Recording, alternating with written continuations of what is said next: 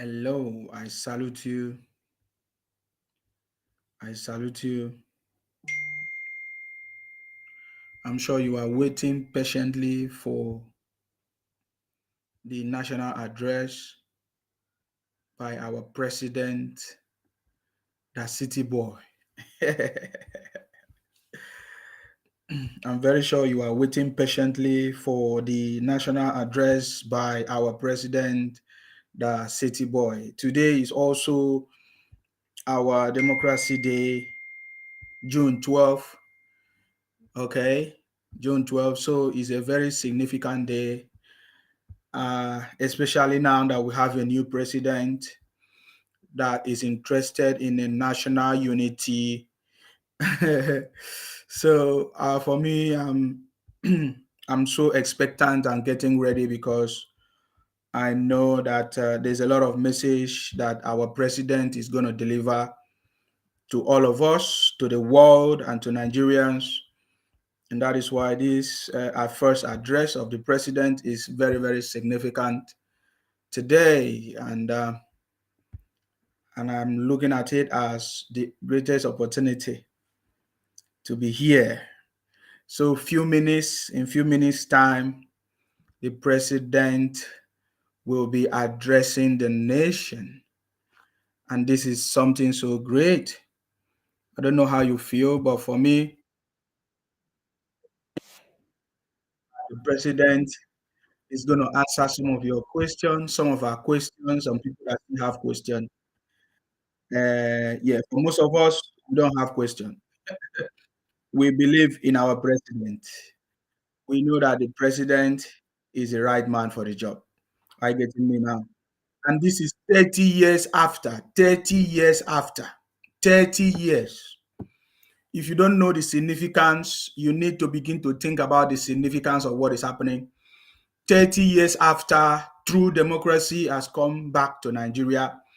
True democracy is now back in Nigeria. And just like the city boy said, he said, renewed hope is back in Nigeria. He said, hope is back in Nigeria. Let's unite.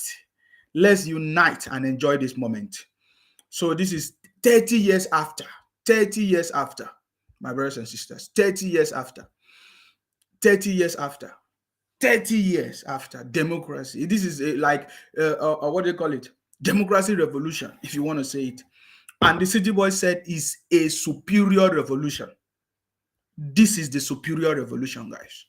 And we cannot talk about June 12 without remembering one of the founding fathers, or we can call him founding father, of course, MKO. You understand me? We cannot talk about June 12th, Democracy Day, without talking about MKO. MK Abiola, Okay, yes, MKO Abiola, right? We cannot forget about it. This was, today marks the very day which democracy was even truncated then, because as according to the news or the information, the history, that he won the election, the June 12th election, the June 12th struggle, but they did not allow him. Are you getting me? So this is something that is very important, that we are part of it. And today I'm here because I see it as opportunity, to participate for the first time, that we are experiencing something new, something good, and we are happy about it. And the city boy has been telling everybody, let us work together. Let's come together. This is how you know that democracy is back in Nigeria. He said, let us do this together. Let us do this together. Don't allow anybody to stop you. Don't allow anybody to stop you. June 12th, 30 years after democracy is back. And there's a connection between the city boy, MKO Abiola, and our president, the city boy, His Excellency Asiwaju Bola Ahmed Tinubu. If we want to review how the different connections, how the ideas that they have, some people will say the city boy. Some people will say that the city boy is the Abiola of our time today. Okay, of course, you know what I mean. The president Tinubu is our the Abiola of today, or is the fulfillment of Abiola's vision and dreams. Are you getting me now? But I want to tell you that it's even more than that, because the city boy visions and dreams will be more polished, will be more refined, is more smarter, is more knowledgeable, is more sophisticated, okay, than what's supposed to have happened in the past with MKO Abiola. Now it is more knowledge, it is more idea. And I came across this a little bit of documentary on TVC. So I want to share it with us to see maybe we can learn something from it. But I believe that the city boy is here to address us very soon in few minutes. But let's just listen to this submission on TVC. I think it's something good. I like to learn from people that know the history more. And we are learning every day, because this is time for us to learn. You know, there have been a lot of lies, different lies that they have given to us. So now TVC is saying democratic revolution 30 years after. Democratic what? Revolution 30 years after. Let's just listen to what TVC said about this. Pay attention, please. Very important. The election and called for a fresh one. Let's play you a report to see how President Bola Tinubu played prominent roles in the struggle for the actualization of the June 12, 1993 presidential election, a major protagonist for the actualization of late MKO Abiola's mandate. So you see that everybody believe that the city boy presidency is the actualization of MKO Abiola mandate in 2023. Because when we look at all the vision and the dreams of MKO Abiola, in fact, during that time, the campaign of MKO Abiola was hope Nigeria. Today, the city boy said renewed hope. Are you getting it now? So this is something that is so spectacular, and you need to learn about it. Are you getting me? And now look at the beauty of it. It will now be the city boy, the president, that will now give the address today, national address. I hope the city boy will not get emotional, because for me, I think this is something emotional for our president. Trust me, after 30 years of struggle, you know, there are so many things that happen. You know, as at that time, the military attacked them. You know, they went on exile. Their houses were burned down. Their parents, everything.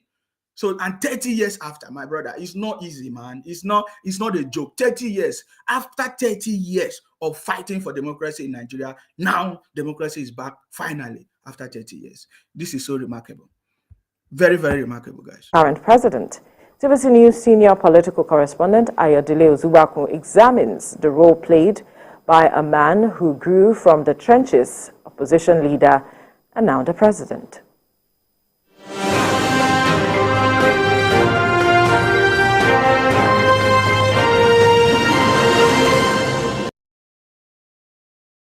Sorry, guys. Okay, let us listen to that. Hold on. I'm gonna bring it back. Hold on. I'm gonna bring it back, guys, because I didn't want. Okay. All right. That the presidential election was generally seen to be free, fair, and peaceful. However, there was, in fact, a huge array of electoral practices virtually in all the states of the Federation. The June 12 election is regarded as the freest and fairest election in Nigeria's history, but it was annulled by the military government of General Ibrahim Babangida, sparking widespread protests and civil unrests.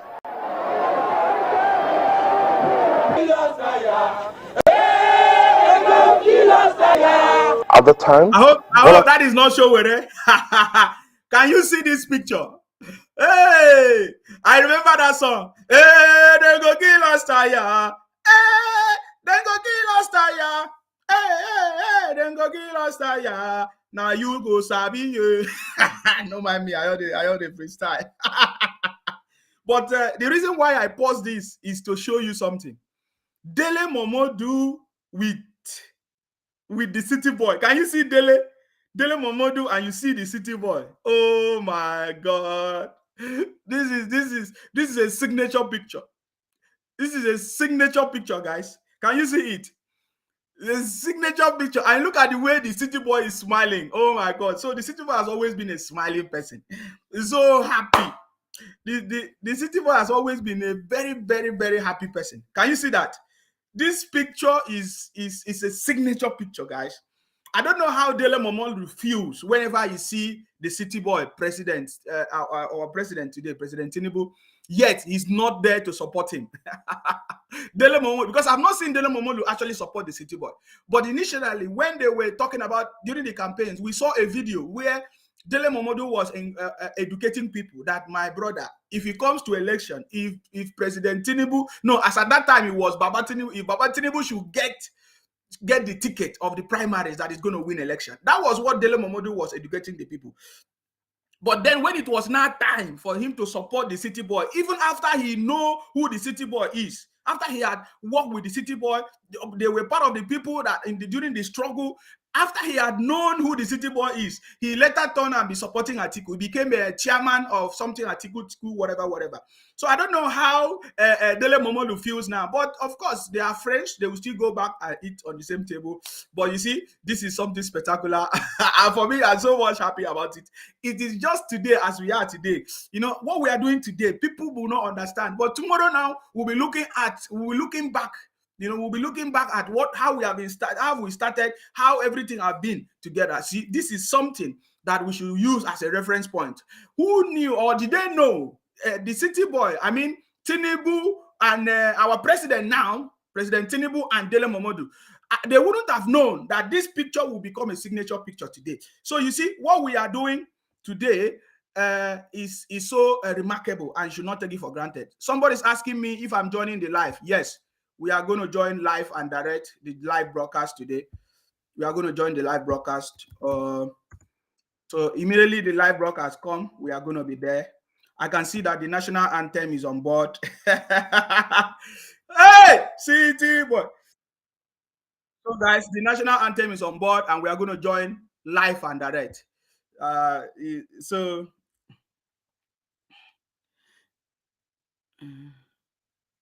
Okay, he said Dele Momodu and late Raymond Doposi are PDP. Oh, yeah. So Dele Momodu have always been PDP. He's live already. Yeah, I can see the national anthem, guys. Oh, the president is back. Oh my God, guys, let me join the president live and direct. This is very, very important. Let me join the president. What are we talking about? That is why I'm here. I'm here because I needed to join the president address live and direct. Okay. Exercise their inalienable right to elect a president of their choice to lead the transition from military dictatorship to a representative government of the people. The abortion by the military fiat of the decisive victory of Chief MKO Abiola of the defunct Social Democratic Party in the June 12, 1993 presidential election. Up to that time, the fairest and the freest election in the country's political evolution turned out, ironically, to be the seed that germinated into the prolonged struggle that gave birth to the democracy we currently enjoyed since 1999. In rising to strongly oppose the arbitrary annulment of the will of the majority of Nigerians, as expressed in that historic election, the substantial number of our people who participated in the struggle to annul the election signified their fierce commitment to enthroning democracy as a form of government that best ennobles the liberty, the dignity of individual, and integrity, as well as the stability of the polity. The fierce opposition to the annulment of June 12, 1993 presidential election and unrelenting pro-democracy onslaught it unleashed was the equivalent of the battle against colonial rule by our founding fathers that resulted in the gaining of Nigerian independence in 1960. Just like the anti-colonial movement, the pro-democracy June 12 vanguard demonstrated once again the enduring validity of the 19th century historian Arnold Toynbee's eternal postulation that civilization and society experience progress as they are forced to respond to challenges posed by the environment. The unjust annulment of a widely acknowledged free and fair election was a challenge that elicited resistance by a resurgent civil society, leading ultimately to the attainment of our second independence, as exemplified by the return of democratic governance in 1999. Fellow compatriots, we celebrate a day that has remained a watershed in our nation's history, not just today, but for every June 12th, for the endless future that our beloved country shall exist and work stronger and stronger. Generation of Nigerians will always remember themselves that the democracy that is steadily going to become the defining essence of our polity was not gifted to us on a silver platter. We can easily recall the sacrifice and the martyrdom of Chief M.K.O. Abiola, the custodian of the sacred mandate that was so cruelly annulled. He sacrificed his life in unyielding patriotic defense of the ideals of democracy, as symbolized in his choice by his fellow countrymen and women as their duly elected president. There was an easier choice for him. It was to forgo the justice of his cause and opt for the path of ease and capitulation in the face of the tyranny of power. To his eternal credit and immortal glory, Abiola said no. He demonstrated the time-tested eternal truth that there are certain ideals and principles that are far more valuable than life itself. Every day on this day, down the ages, we will recall the several heroes of democracy, such as Kudirat Abiola, wife of Chief Abiola, who was brutally murdered while in the trenches fighting on the side of the people. We remember Pat Alfred Rewani, one of the heroes of our independence struggle, and Major General Shehu Musa Yar'Adua, retired, who was silenced by the military junta while in pursuit of democracy. They gave their yesterday for the liberty that is ours today. The point is that we must never take this democracy for granted. We must forever jealously guard and protect it like a precious jewel. For a people can never truly appreciate the freedom and the right democracy guarantees them until they lose it. We have transferred the dark, thorny part of dictatorship before, and those who experience it can readily testify to the unbridgeable gap between the dignity of freedom and the humiliation and degradation of tyranny.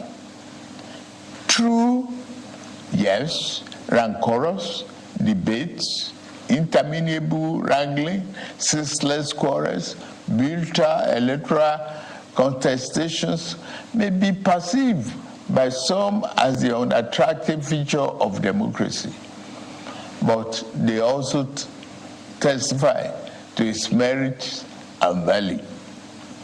This year, we held the 7th in the cycle of elections that have become sacred ritual of our democratic practice in this dispensation since 1999. That the polls were intensely contested is in itself positive evidence that democracy is well and alive in our land. It is only natural that even as those who won and experienced victory in various elections are elated and fulfilled, those who lost are disenchanted and disappointed. But the beauty of democracy is that those who win today can lose tomorrow, and those who lose today will have an opportunity to compete and win in the next rounds of elections. Those who cannot endure and accept the pains of defeat in elections do not deserve the joy of victory when it is their turn to triumph.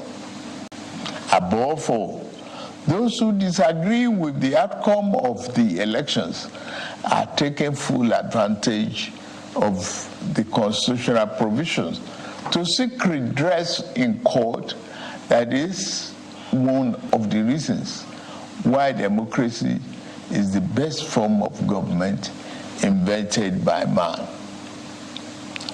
For Chief MKO Abiola, the symbol of this day, in whose memory June 12 became a national holiday, democracy is eternal. It is about rule of law and vibrant judiciary that can be trusted to deliver justice and strengthen institutions. It has become imperative to state here that the unnecessary illegal orders issued to truncate or abridge democracy will no longer be tolerated. The recent harmonization of the retirement age of the judicial officers is meant to strengthen the rule of law, which is a critical pillar of democracy. The reform has just started. The democracy that will yield right dividends to the people who are shareholders means more than just freedom of choice and right to get people into elective offices. It means social and economic justice for our people. To the winner of June 12 democracy offers the best chance to fight and eliminate poverty. 30 years ago, he christened his campaign manifesto "Farewell to Poverty," because he was convinced that there is nothing defined about poverty. It is a man-made problem that can be eliminated with clearly thought out social and economic policies. It is for this reason that in my inauguration address on May 29, I gave effect to the decision taken by my predecessor in office to remove the fuel subsidy, the albatross, and free up the collective use of much needed resources, which had hitherto been pocketed by a few rich. I admit the decision will impose extra burden on the masses of our people. I feel your pain. This is one decision we must bear to save our country from going under and take our resources away from the stranglehold of a few unpatriotic elements. Painfully, I have asked you, my compatriots, to sacrifice a little more for the survival of our country. For your trust and belief in us, I assure you that your sacrifice shall not be in vain. The government I lead will repay you through massive investment in transportation, infrastructure, education, regular power supply, healthcare, and other public utilities that will improve the quality of lives. The democracy MK Abiola died for is one that promotes the welfare of the people over personal interests of the ruling class, and one where the governed can find personal fulfillment and happiness. That is the hope MK Abiola ignited throughout our country in 1993. On this year's Democracy Day, I enjoy all of us, to rededicate ourselves to strengthening this form of government of free people that has been our guiding light these past 24 years. In particular, those of us who have been privileged to elect into public office at various levels in both the executive and legislative arms of government must recommit ourselves to offering selfless service to the people and delivering concrete democracy dividend in accordance with our electoral promises. On my part and that of my administration, I pledge anew our commitment to diligently fulfilling every component of our electoral pact with the people, the Renew Hope agenda. We shall be faithful to truth, faithful to equity, and faithful to justice. We shall exercise our authority and mandate to govern with fairness, respect for the rule of law, and commitment to always upholding the dignity of all our people. On this note, I wish us a happy Democracy Day celebration and pray that the light of liberty shall never be extinguished in our land. Thank you all, and may God continue to bless the Federal Republic of Nigeria. Amen. Amen. Amen. Okay. That was short and precise.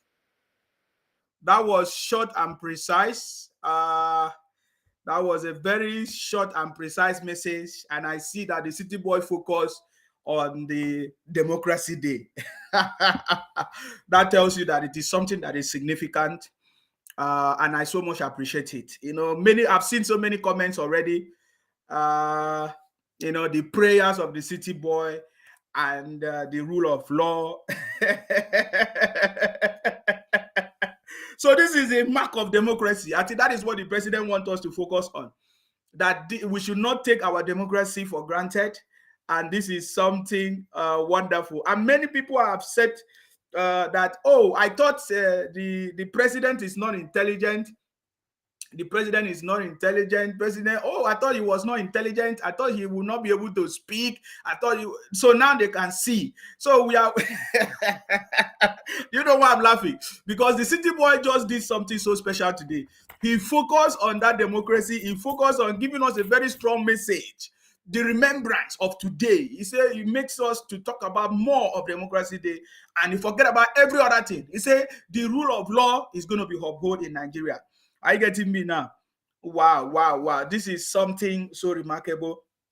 And the City Boy also highlighted something here, the joy of democracy. And I think that is a message. Anyways, this is one of the biggest message that the City Boy has given today. He said the joy of democracy is is for you to lose and win. That if you don't enjoy you losing, if you cannot be able to swallow your loss, then you have no right to win. You have no right to win. And this is so spectacular that people that won today, tomorrow they might lose. That is the message. And I'm so much happy. Just like people's comment, in he said, this is a president that speaks to his people. Wow. I regret not voting for this man. I still have another chance in the next election. Guys, I'm going to open the line. What do you think about the president's speech today? The president's speech was focused on democracy. He touched a little bit history of MKO Abiola, the people that truncated democracy. And now today, he also make reference to all those people that are trying to truncate democracy today. But in a real sense, this is not going to happen. I get me now. This is not going to, they will not be able to truncate our own democracy this time around. They will not be able to do it, no matter how they try, because this time around we are here. Are you getting me now?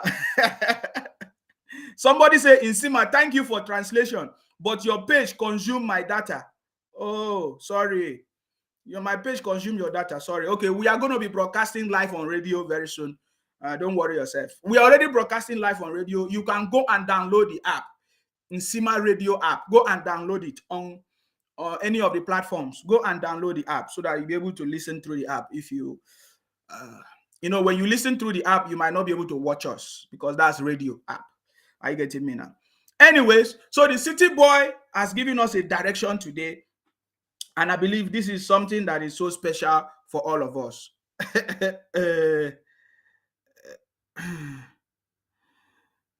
Yeah, so the city boy addressed those people. I think for me, my take on the city boy address is on democracy and how people are supposed to behave, what we are supposed to do, what is expected of us, and what we should expect from him and from his own presidency, which is so remarkable and is focused on the point.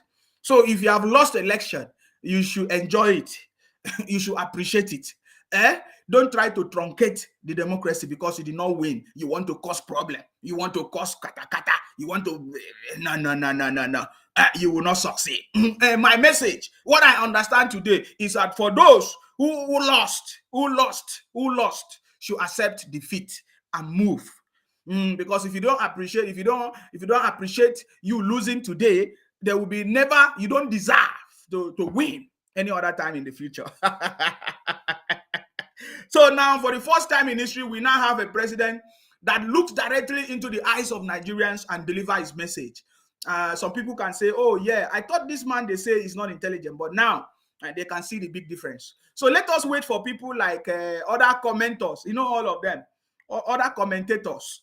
Let us hear what they are going to say about the speech of the president. But today, I feel that the president's speech today was fantastic, intelligent, and smart, with loads of information and direction and a sense of focus. The city boy did not waste time. He just went straight to the point, which is Democracy Day, June 12th. That's it. He did not mingle into other conversation. I did earlier predicted that the city boy is going to use this opportunity to, introduce his cabinet, but no, I was wrong because the city boy focused on only democracy, a message. That's it. Okay. So somebody said today makes it 2 weeks in office, and president have made serious moves. Today makes it 2 weeks in office, and president have made serious move. God will guide and protect him daily. I pray he does better than Buhari. I'm not going to read that one, my brother. Be careful. Kudos to my indisputable president, the only civilian president with good touching speech. I so much love his capability. I'm telling you, the city boy is the best man for the job, guys. See, you should be rest assured that our country is back. Nigeria is back on track. I can guarantee you that, because when you listen to, this is the principles, the guiding principle of any leader is what you should be looking at. Listening to the city boy speech today, you will understand his guiding principle, his foundation of his leadership. The foundation of the city boy's leadership is based on democracy, is based on national unity, is based on competency, and is based on history. You cannot forget it. You cannot become a better person today when you don't make reference to the history, to your history, to what has happened in the past, so that you will not make the same mistake of your heroes past. And this is something that I've noticed from the City Boy speech today. I get me now. when you listen to the City Boy, you understand that there's a principle. There is something he's working with. He has a vision. He has a purpose. He has an objective, and that is why we are here today. Abdullahi say, to tell the truth, this is my first time I will hear Nigerian president speech clearly. Wow, bravo to our president, Jakaban, all the way. Thank you very much. Usman say, best president ever, so intelligent. Sunday, Akambi Sunday said, Tinubu is God's choice. May our president live long to change Nigeria for better. Thank you very much. Olayemi say, Rufai of Arise TV will definitely condemn what the president said. Let us see now. Let us see what is going to say today. You know, let's see now. So you see, don't worry about all these things. It's very, very easy to know the people that want to destroy our country, right? It's very, very easy for you to know the people that want to destroy. From what they say, it's very, very easy for you to know. Okay, guys, I just have this information for you. Ijele speaks. Ijele have just informed me that he has a new page. You understand me? He has a new page. Ijele speaks. Many of you know Ijele speaks. Ijele speak. Please, I'm going to post it on my page. If you want to go and follow Ijele speak, please go and follow him on his new page. I know that his brothers have been attacking his page. My brother, it's not easy. It's not easy for you to overcome these criminals. His brothers have been attacking his page. So now, Ijele Speak have opened a new page. So please go and follow his new page. I've just pasted it on my page. Go and follow his new page, okay? Yes. One quick observation. Many people are saying that the City Boy did not read from book. The City Boy don't need to read from book. Even if the City Boy is using the teleprompter, but I can tell you that the City Boy is a very intelligent man. He knows what he's doing. It's not like other people who don't know what they are doing, guys. So please, I've pasted Ijele Speak on my page. Go and follow his page, okay? Please go and follow his page. His brothers has been attacking him, you know. But well, hopefully they will not attack him again. Anyway, so what do you have to say about the president? I'm reading some of your comments here. Demola said, Nsima, seriously sentiment apart. Oh my God. Seriously, sentiment apart, Mr. President actually connect directly with millions of Nigerians. Thank you very much, Adedeji Demola, for your comment on that. Andrew Lee, okay. Ola Dimeji said, some will still comment about that president said this morning, haters will never move forward. God will strengthen our president. God bless Nigeria. We still have people that will criticize the president, which is the beauty of democracy. Remember, the president says it's the beauty of democracy. It is normal for people who lost election to be crying, to be weeping, but they need to appreciate it. They need to appreciate their crying times, their weeping period, because tomorrow they might be the winners. So the City Boy is right. So don't worry. So that, and now the City Boy said, if they cannot appreciate this time that they have lost, then they don't deserve to win, and that is correct. You know how many times the City Boy have been fighting for democracy? Over 30 years now, guys. So Baba Abod Baba said, good morning, Nsima. We are waiting for Arise TV response. Abdul Wahid say, my president has not been disappointing at all. I'm so happy to be alive to witness new Nigeria. Thank you very much. Alayo said, Abebi Alayo said, for the first time in Nigeria, we are having the first full democracy president has in complete democracy. So all the people that want to antagonize it will not be okay with them. Thank you very much for that. Adesoji Fatumbi say, good of you. Thank you. Sean said, happy Independence Day, Nigeria. Thank you very much. Bamboo said, very good. Samuel said, President Tinubu will bring back the lost glory of Nigeria with the help of God.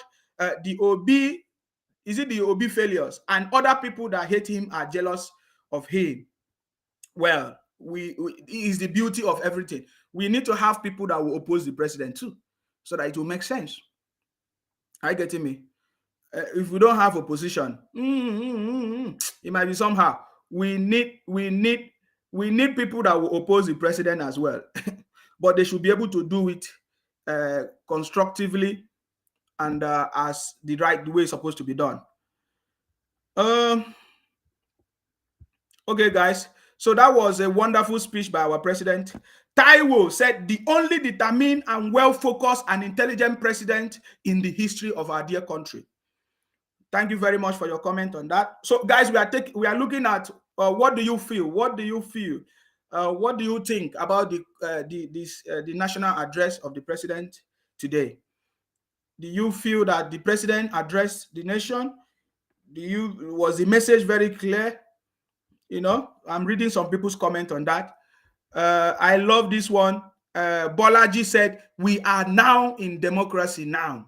We are now in democracy now. Thank you very much. Sheibu Peter. Hello. We are live and direct, brother. Yes. We are live and direct, right? Yes, sir. Okay, go ahead. I sent you one, so I just wanted to confirm if I needed to put more. Okay. I'm live in a program. I'll call you back. Sorry. Okay, sir. Okay. Yeah, I'm live. Thank you. All right.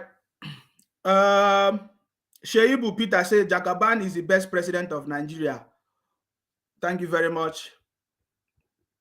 Taiwo Adebumi said, may God guide our president through the journey. What a wonderful president ever. Joshua said, God bless our president, the best man for the job, Jagaban. This is Ayo Lade. Thank you very much. Adeshina said, sir, please, can we watch the speech again? Yes, we can watch the speech again. Ademola, thank God for giving us Bola Ahmed Tinubu, Nigeria Get Hope. This is a message to opposition party that we have chosen right, and for them to join the city boy, they don't have a choice. Thank you very much. This one says, Nsima is a tribal bigotry. You don't even know what you're saying. If we catch you, you're a criminal. It doesn't matter what you say, okay? If we catch you, you're a criminal. Understand me? If we catch you, you're a criminal. Whether you, anything you call me, if I catch you, you think that we are going to address you, we are going to leave you to be talking rubbish. We're not going to leave you to talk rubbish to our president. So guys, I'm going to play it. I'm going to play the speech again. Somebody made a request. I'm going to play the speech again. Okay. It's a wonderful speech by our president this morning. And we are so much happy to be alive to witness that today. So I'm going to play it again so that we listen to those people that did not understand. I believe you'll be able to understand and listen to the president's speech today, guys. All right. So let us listen to the president. It is exactly 3 decades today that Nigerians went to the polls to exercise their inalienable right to elect a president of their choice to lead the transition from military dictatorship to a representative government of the people.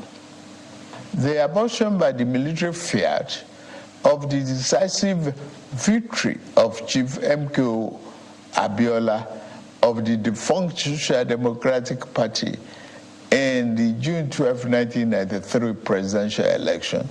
Up to that time, the fairest and the freest election in the country's political evolution turned out, ironically, to be the seed that germinated into the prolonged struggle that gave birth to the democracy we currently enjoyed since 1999. In rising to strongly oppose the arbitrary annulment of the will of the majority of Nigerians, as expressed in that historic election, the substantial number of our people who participated in the struggle to annul the election, signified their fierce commitment to enthroning democracy as a form of government that best ennobles the liberty, the dignity of individual, and integrity, as well as the stability of the polity. The fierce opposition to the annulment of June 12, 1993 presidential election and unrelenting pro-democracy onslaught it unleashed was the equivalent of the battle against colonial rule by our founding fathers that resulted in the gaining of Nigerian independence in 1960. Just like the anti-colonial movement, the pro-democracy June 12 vanguard demonstrated once again the enduring validity of the 19th century historian Arnold Toynbee's eternal postulation that civilization and society experience progress as they are forced to respond to challenges posed by the environment. The unjust annulment of a widely acknowledged free and fair election was a challenge that elicited resistance by a resurgent civil society, leading ultimately to the attainment of our second independence, as exemplified by the return of democratic governance in 1999.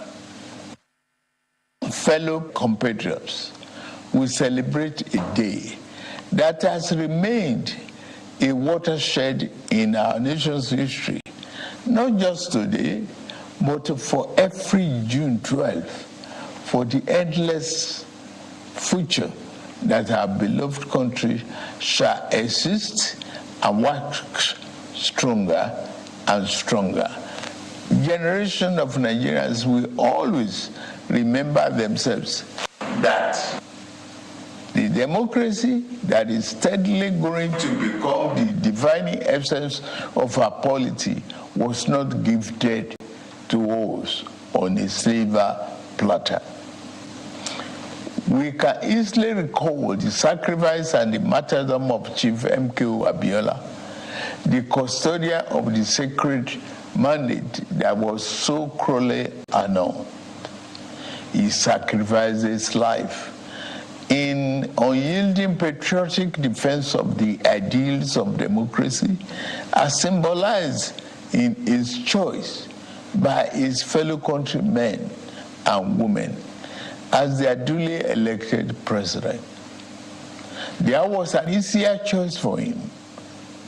It was to forgo the justice of his cause and opt for the path of ease and capitulation in the face of the tyranny of power. To his eternal credit and immortal glory, Abiola said no. He demonstrated the time-tested eternal truth that there are certain ideals and principles that are far more valuable than life itself. Every day on this day, down the ages, we will recall the several heroes of democracy, such as Kudirat Abiola, wife of Chief Abiola, who was brutally murdered while in the trenches fighting on the side of the people. We remember Pat Alfred Rewani, one of the heroes of our independence struggle, and Major General Shehu Musa Yar'Adua, retired, who was silenced by the military junta while in pursuit of democracy. They gave their yesterday for the liberty that is ours today. The point is that we must never take this democracy for granted. We must forever jealously guard and protect it like a precious jewel. For a people can never truly appreciate the freedom and the right democracy guarantees them until they lose it. We have transferred the dark, thorny part of dictatorship before, and those who experience it can readily testify to the unbridgeable gap between the dignity of freedom and the humiliation and degradation of tyranny. True, yes, rancorous debates, interminable wrangling, ceaseless quarrels, bitter electoral contestations may be perceived by some as the unattractive feature of democracy, but they also testify to its merits and value. This year, we held the 7th in the cycle of elections that have become sacred ritual of our democratic practice in this dispensation since 1999. That the polls were intensely contested is in itself positive evidence that democracy is well and alive in our land. It is only natural that even as those who won and experienced victory in various elections are elated and fulfilled, those who lost are disenchanted and disappointed. But the beauty of democracy is that those who win today can lose tomorrow, and those who lose today will have an opportunity to compete and win in the next rounds of elections. Those who cannot endure and accept the pains of defeat in elections do not deserve the joy of victory when it is their turn to triumph. Above all, those who disagree with the outcome of the elections are taking full advantage of the constitutional provisions to seek redress in court. That is one of the reasons why democracy is the best form of government invented by man. For Chief MKO Abiola, the symbol of this day, in whose memory June 12 became a national holiday, democracy is eternal. It is about rule of law and vibrant judiciary that can be trusted to deliver justice and strengthen institutions. It has become imperative to state here that the unnecessary illegal orders issued to truncate or abridge democracy will no longer be tolerated. The recent harmonization of the retirement age of the judicial officers is meant to strengthen the rule of law, which is a critical pillar of democracy. The reform has just started. The democracy that will yield right dividends to the people who are shareholders means more than just freedom of choice and right to get people into elective offices. It means social and economic justice for our people. To the winner of June 12 democracy offers the best chance to fight and eliminate poverty. 30 years ago, he christened his campaign manifesto "Farewell to Poverty," because he was convinced that there is nothing defined about poverty. It is a man-made problem that can be eliminated with clearly thought out social and economic policies. It is for this reason that in my inauguration address on May 29, I gave effect to the decision taken by my predecessor in office to remove the fuel subsidy, the albatross, and free up the collective use of much needed resources. which had hitherto been pocketed by a few rich. I admit the decision will impose extra burden on the masses of our people. I feel your pain. This is one decision we must bear to save our country from going under and take our resources away from the stranglehold of a few unpatriotic elements. Painfully, I have asked you, my compatriots, to sacrifice a little more for the survival of our country.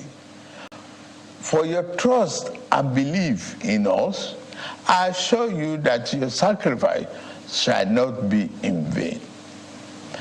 The government I lead will repay you through massive investment in transportation, infrastructure, education, regular power supply, healthcare, and other public utilities that will improve the quality of lives.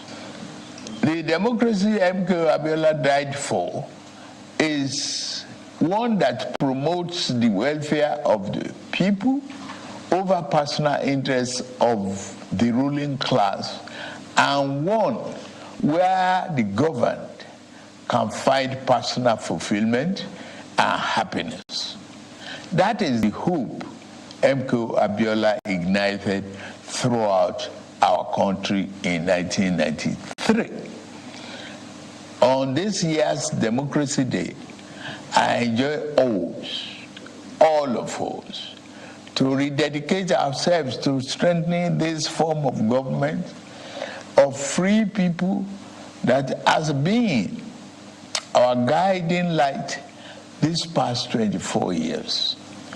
In particular, those of us who have been privileged to elect into public office at various levels in both the executive and legislative arms of government must recommit ourselves to offering selfless service to the people and delivering concrete democracy dividend in accordance with our electoral promises. On my part and that of my administration, I pledge anew our commitment to diligently fulfilling every component of our electoral pact with the people, the Renew Hope agenda. We shall be faithful to truth, faithful to equity, and faithful to justice. We shall exercise our authority and mandate to govern with fairness, respect for the rule of law, and commitment to always upholding the dignity of all our people. On this note, I wish us a happy Democracy Day celebration and pray that the light of liberty shall never be extinguished in our land. Thank you all, and may God continue to bless the Federal Republic of Nigeria. Amen. May God continue to bless the Federal Republic of Nigeria. My brothers, did you see? Very articulated, very precise. Can you see? Oh my God, the best president that Nigeria have ever had. President Asiwaju Bola Ahmed Tinubu. Did you see it? And I so much like it because the message was focused on democracy and with the direction. I even saying that I confirm, I renew my commitment. You see that kind of thing? He said renewed hope is back. The renewed hope agenda. Oh my God. This is powerful, guys. If you want to call in and make your contribution, you are free. But I want to go back to something that he said, which I love the most. I want to go back to something that he said here. I love this part very, very much. So please let us pay attention to it again. He said he's going to repay us through massive investment Massive investment. Hello, your name and where you calling us from, please? Yeah, good morning, Nsima. I salute you. Speaking to Yinka. Yes. I'm calling from South Africa. You're welcome. Thank you for, I call you the Speaker of the House. Thank you, Mr. Speaker, for bringing to our attention the Democracy Day speech. The speech is very direct. Yes. Is intelligently put together. It talks about the past, all that happened in the past, the struggle for democracy and what they did and didn't do.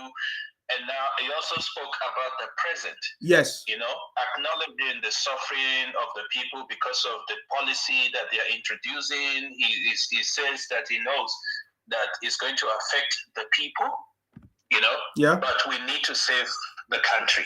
And then he spoke about the future, saying that electricity and all those social amenities will be put in place. Yes. In order to remedy this whole thing. This is how a president, he doesn't need to speak for 10 hours. With the few pointer he has dropped, like when you sit down and think about it, he has spoken like for 20 hours. He's not telling us that China did or Bangladesh, what, no. He spoke about Nigeria, about democracy in our country. And also, I also want you to watch a lady on the chat room. Her name is Blessing Soronadi. She's typing something like "Stop shouting or hating Igbo. Simple, plan and kill them all." So these are the things they use in blocking pages. So I think you should remove her from this thing. She's trying to use the word kill. Okay, on my page. Yes, on your page, on the chat room. Oh, thank you. Thank you for letting me know. But let me tell you, I know you have been here for a very long time. None of them can ever bring the page down. It doesn't matter what they type. Anyway, but go ahead, sir. Yes. No, I like what you're doing, and this is how we start. This is a revolution that we are starting. Yes. A revolution of learning to love our country, a revolution of wishing the best for our country. Yes. And we can call ourselves Christian, Muslim, whatever. Our religion talks about belief. What you don't believe in, it's not going to work for you. Mm-hmm. It is what you believe in that will work for you. Yeah. So this is an opportunity for us to learn and start believing in our country. And also he drops something that maybe people will not understand. He says, people might not get that. They say there will be no lawlessness anymore. Yes. Yes. If you think that you will do things and think like the law is not going to come up, they will come after you. Exactly. That is very important because we've had situations where people are dragging the country's name here and there and saying that this is not democracy. This is democracy. It is the government for the people, by the people, and it is from the people as well. And I pray, as we are going into the Senate also, I pray that our main man there, Akpabio, yes, that position. Yes, because we need people that understand development. Akpabio has a very good record in Akwa Ibom. Yes, I've never been to Akwa Ibom, but I saw what he did. Yes, on the videos and people were talking about it. Yes, we need people that have developmental mindset. Yes, not corrupt mindset. No, we are tired of that. We need to move the country to a bigger height. So we need people that will work with Mr. President, and I pray that as the God that has started this good work will continue with us and make sure that everything that are supposed to be delivered gets delivered, even in the presence of the enemies. So, sir, are you aware of what we are doing as the City Boy movement, sir? Yes, I am actually on I'm following this other, what's the name of that page that you created? Oh, the City Boy movement page. Okay. Yes, so I'm part of it. So okay. I'll always be here to add my own contribution. Please also go to the website, Nsima Media, the cityboymovement.org. You can register on the website. Because we are officially going to be looking at our members, verified members, and we are going to be working together And you can also have some of our materials there. We have our t-shirt, our caps, everything, the pen, everything that you need, the bags, City Boy movement and everything, you know, because we are moving forward. And just like I was saying earlier, there was a picture of the President Tinubu and Dele Momodu some years ago. You don't know how significant that picture is today, because even Dele Momodu wouldn't have known that, you know, him associating with the City Boy will lead to something big today. Are you getting me? So this is what we are doing, and we are bringing something different on board. Yes, sir. Is the website on your page so that I can see? Yes, I'm showing it now. You can see it on this live. You will see the link www.thecityboymovement.org. Yes. Okay. I'm going to sign up because I like what you're doing. I've been watching you from the beginning. We've been part of the struggle together. You are at the forefront. That's why I call you Mr. Speaker. We are behind you. We are your House of Representative members. Thank you, sir. Sir, please, sometime we are going to be inviting you to give your opinion on things. Okay, to give your opinion, because definitely. Yes. Okay, continue. Because we need to support the government in many ways. You know, when we feel that we need to say something, we need to, you know, share our idea, we share the idea, and I know that the City Boy is listening. Yes. Yeah, no, and like he has taken the right move. Like with the few days, I was like dancing, you know. For the few days, he started, you know, making sure that things are done properly, like the suspension of the CBN governor. Like he's taking like concrete and important decision.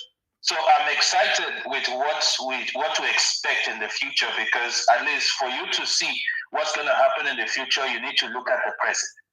So he's taken some concrete step that was never taken before, and with that we can see what to expect for the future. So thank you, Nsima, for your good work. We are going to be here with you. Thank you, sir. We are going to stand with the City Boy and with Akpabio and with all the people that is selected. Thank you, sir. To see that the government succeed. Thank you so much. Thank you, sir, for calling us this morning. Okay. Thank you. Okay, appreciate my you. Sure. All right. Okay. All right. So that was a wonderful conversation, a wonderful contribution by our brother. Wonderful contribution, guys. And we are taking it to the permanent site. Yes, just like everybody have said already, I can see your comments already. Everybody have said that the speech of the president today was intelligent, straight to the point. And he delivered the message and give direction to people that that don't understand what is happening, and he's telling them, no, democracy is back, renewed hope is back in Nigeria, and this is recommendable. We are waiting for some of the people that will come and fight or come and say the otherwise. But one thing I want to highlight here is the president telling us that he promised to make sure he fulfill his own part. I want you to just listen. Painfully, I have asked you, my compatriots, to sacrifice a little more for the survival of our country. For your trust and belief in us, I assure you that your sacrifice. Hold on, guys. I just want to say something now. Did you see now? The City Boy is now appealing to all of us. He said, I want your sacrifice. I want you to put hope and trust in us. So this is a direct connection with the people of Nigeria. The president is asking Nigerians, I want you to support us. I want for you a little bit patient and sacrifice for this moment. That with your support and sacrifice, this is what I'm going to make sure that I do. This is powerful, guys. I want you to listen to him very, very well. Because I think this is one of the messages that the City Boy intend to pass to us. Are you getting me? I'm going to go back there again so that you pay attention to that. Please pay attention. And free up the collective use of much needed resources, which had hitherto been pocketed by a few rich. I admit the decision will impose extra burden on the masses of our people. I feel your pain. This is one decision. We must bear to save our country from going under and take our resources away from the stranglehold of a few unpatriotic elements. Painfully, I have asked you. So please, I want you to pay attention again, because now the president is now addressing the fuel subsidy issue. That I know that is a sacrifice that Nigerians is paying. I know it is difficult at this point for the fact that the fuel subsidy has been removed, but we cannot continue to allow some few wicked people to be enjoying the wealth of the nation through fuel subsidy. I get him in. I say, yes, we cannot allow this to continue. We know that it's going to be challenging for all of us. It's challenging. Like somebody just messaged me now that the flight from is it Yola to somewhere is so expensive. It's now double, how we used to be. Yes, we understand that, because some idiots, some wicked people are taking advantage of this time to double the price of food, the price of things. But the president is appealing to Nigerians that, please, your sacrifice is what we need. Your patience, your trust in us, that this moment is going to be over. Are you getting me now? That is what the city boy is talking about. I think this is a message that I just needed to point out here. And the message is appealing to Nigerians. The president is appealing to Nigerians to give him a little bit of time. Okay? So listen to him here appealing to Nigerians. My compatriots, to sacrifice a little more for the survival of our country, for your trust and belief in us, I assure you that your sacrifice shall not be in vain. The government I lead will repay you through massive investment in transportation, infrastructure, education, regular power supply, healthcare, and other public utilities. This is what we want. This is actually what we want. Did you understand that? So the president is saying, I am seeking for your support, your patience, your sacrifice, your trust, that in return, this is what we are going to do. We are going to use the money from fuel subsidy, other monies, to invest in road construction, electricity, everything, power supply. Of course, most of you are aware of the Electricity Act signed into law 2023, that no president has ever done it. This is a sign. This is a sign. The city boy say regular power supply. It's supposed to be regular every day. We are supposed to have power supply every day. And some people have already testified that electricity or power supply has been steady for the past how many days. They can see that the city boy really wants it. But do we have the facility to sustain steady power supply? This is another investment that the city boy is talking about. So, I mean, the city boy is not ignoring the challenges of Nigerians. What the removal of the fuel subsidy, the challenges that we are facing as a result of the removal of the fuel subsidy. Are you getting me now? So I think this is one of the strongest points in this message today that the city boy has delivered, seeking for our support, our sacrifice, and our trust in his government to make sure that he will be able to overcome all these things by, investing more. So, and my question to some of you is that, do you believe that the city boy is going to invest in our road construction, in our, of course, electricity, which you already, I'm just asking question. Do you believe that the city boy is going to keep to his promise? I've seen somebody in the comment section saying, oh, that was how they promised us before in 2015. And remember what the city boy said. City boy said, I am not Buhari. I am Tinubu.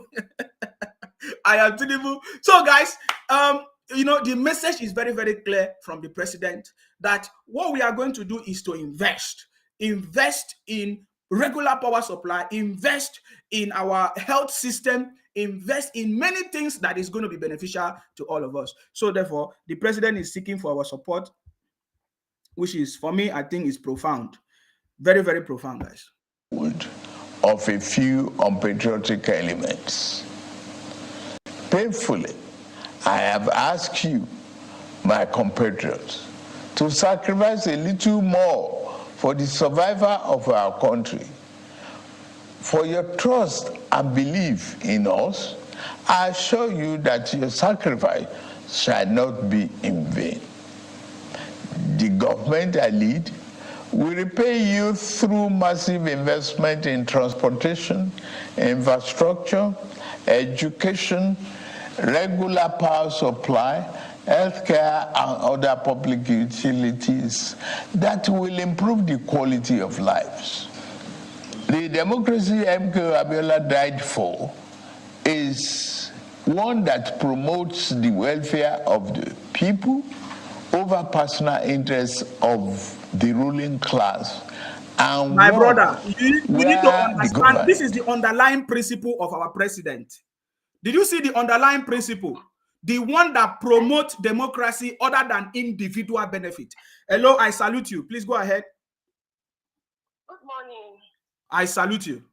Good morning. I'm calling from Lagos. I salute. Yes, you're welcome. Today is one of the happiest days of my life. Yes. In the sense that City Boy was able to enjoy what he fought for.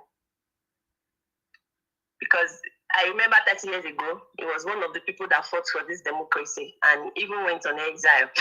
Yes. With the likes of Dele Momodu. In fact, there were plenty Yorubas that were sacrificed for this democracy. Should we think about the conspiracies about the Yoruba generals in the army during the reign of the tyranny? 18 Yoruba generals, and they were court-martialed by a southerner, by southerners like us, that happens to be our neighbor.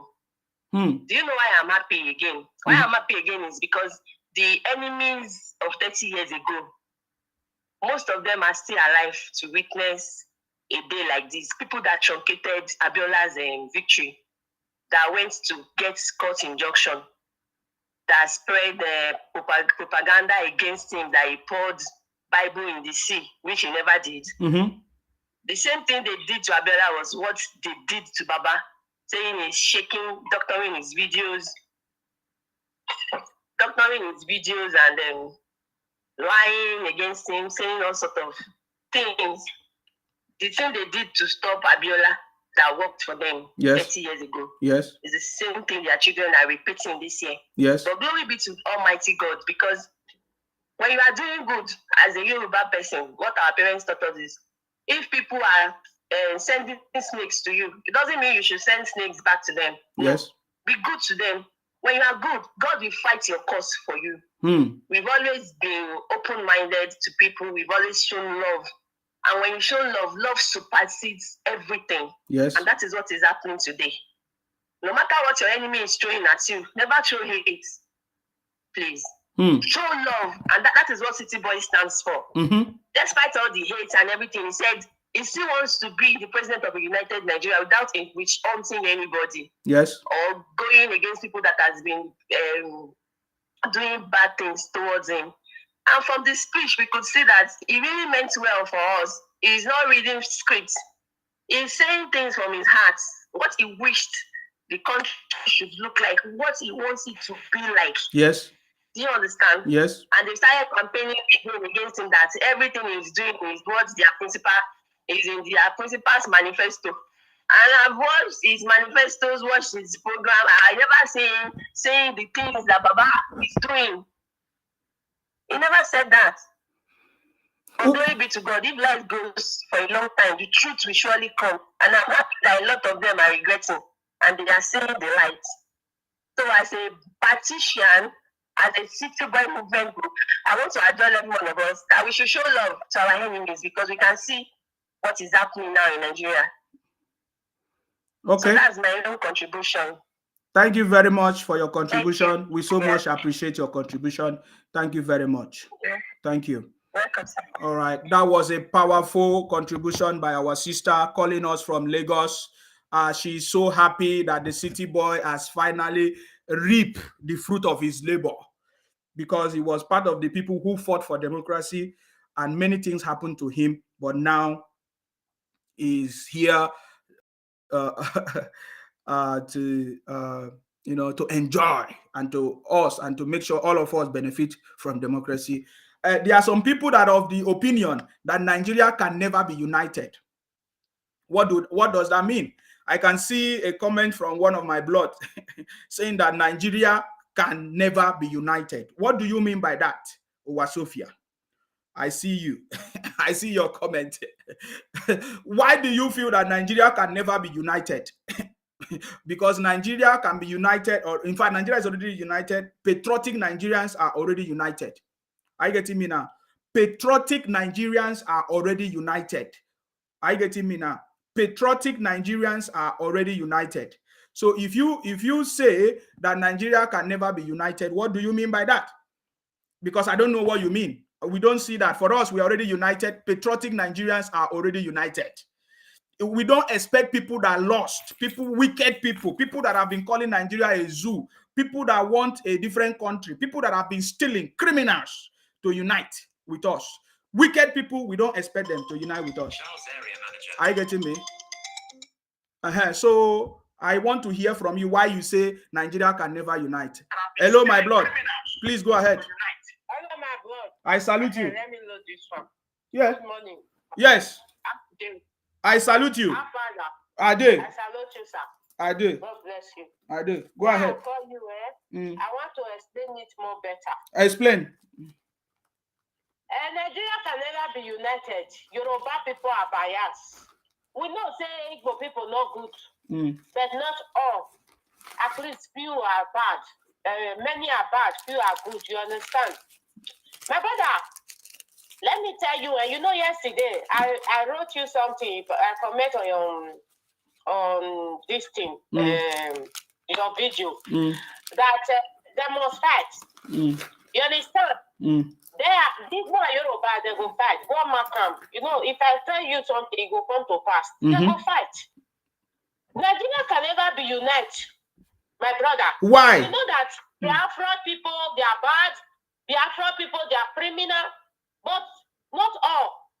Not all the Igbos. You know, saying that me ate the pass. You understand? Yeah, but who nobody is saying is all the Igbos now. Yeah, wait. You cannot expect me, So the level where the Yoruba people want to bring them, we they see them.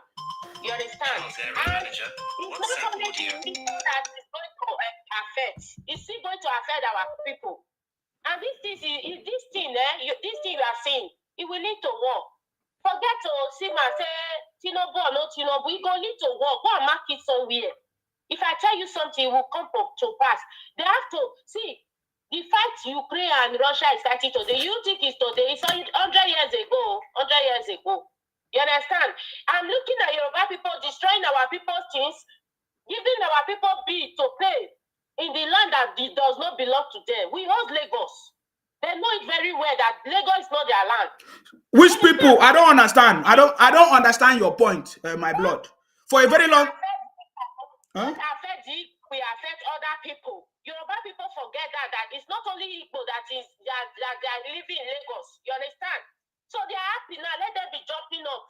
Nigeria can never be united. Isima, we are telling you now. We are not telling you. You are the one saying it. I don't believe that. Yeah. Free. Tinubu putting sources, whether it's subsidy, we know that it's going to benefit our people in future. But before it benefits our people, they'll fair die first. All of them fair die before they'll call the benefit. Which kind of nonsense be that, Isima? Don't side back you, Isima. Don't side back you. Always stand. I support the city boy. I support the first subsidy removal. That is what I'm saying. You have to take care of our people first before you start putting law. Which kind of nonsense law be that, Isima?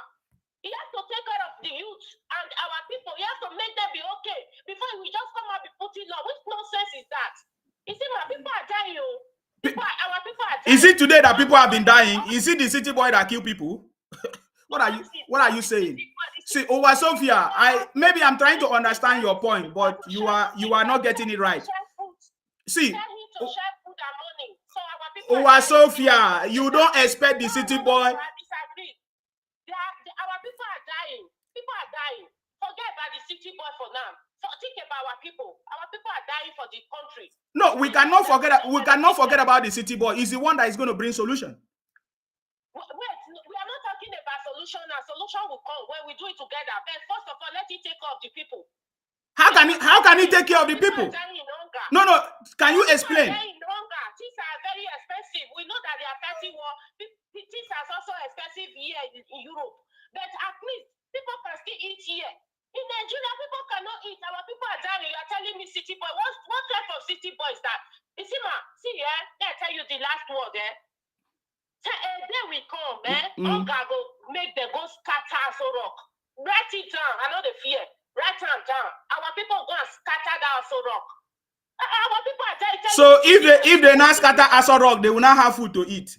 Everyone will scatter. You know, shop. I know shop. Don't spoil them. Sophia, see, Sophia, Sophia, listen.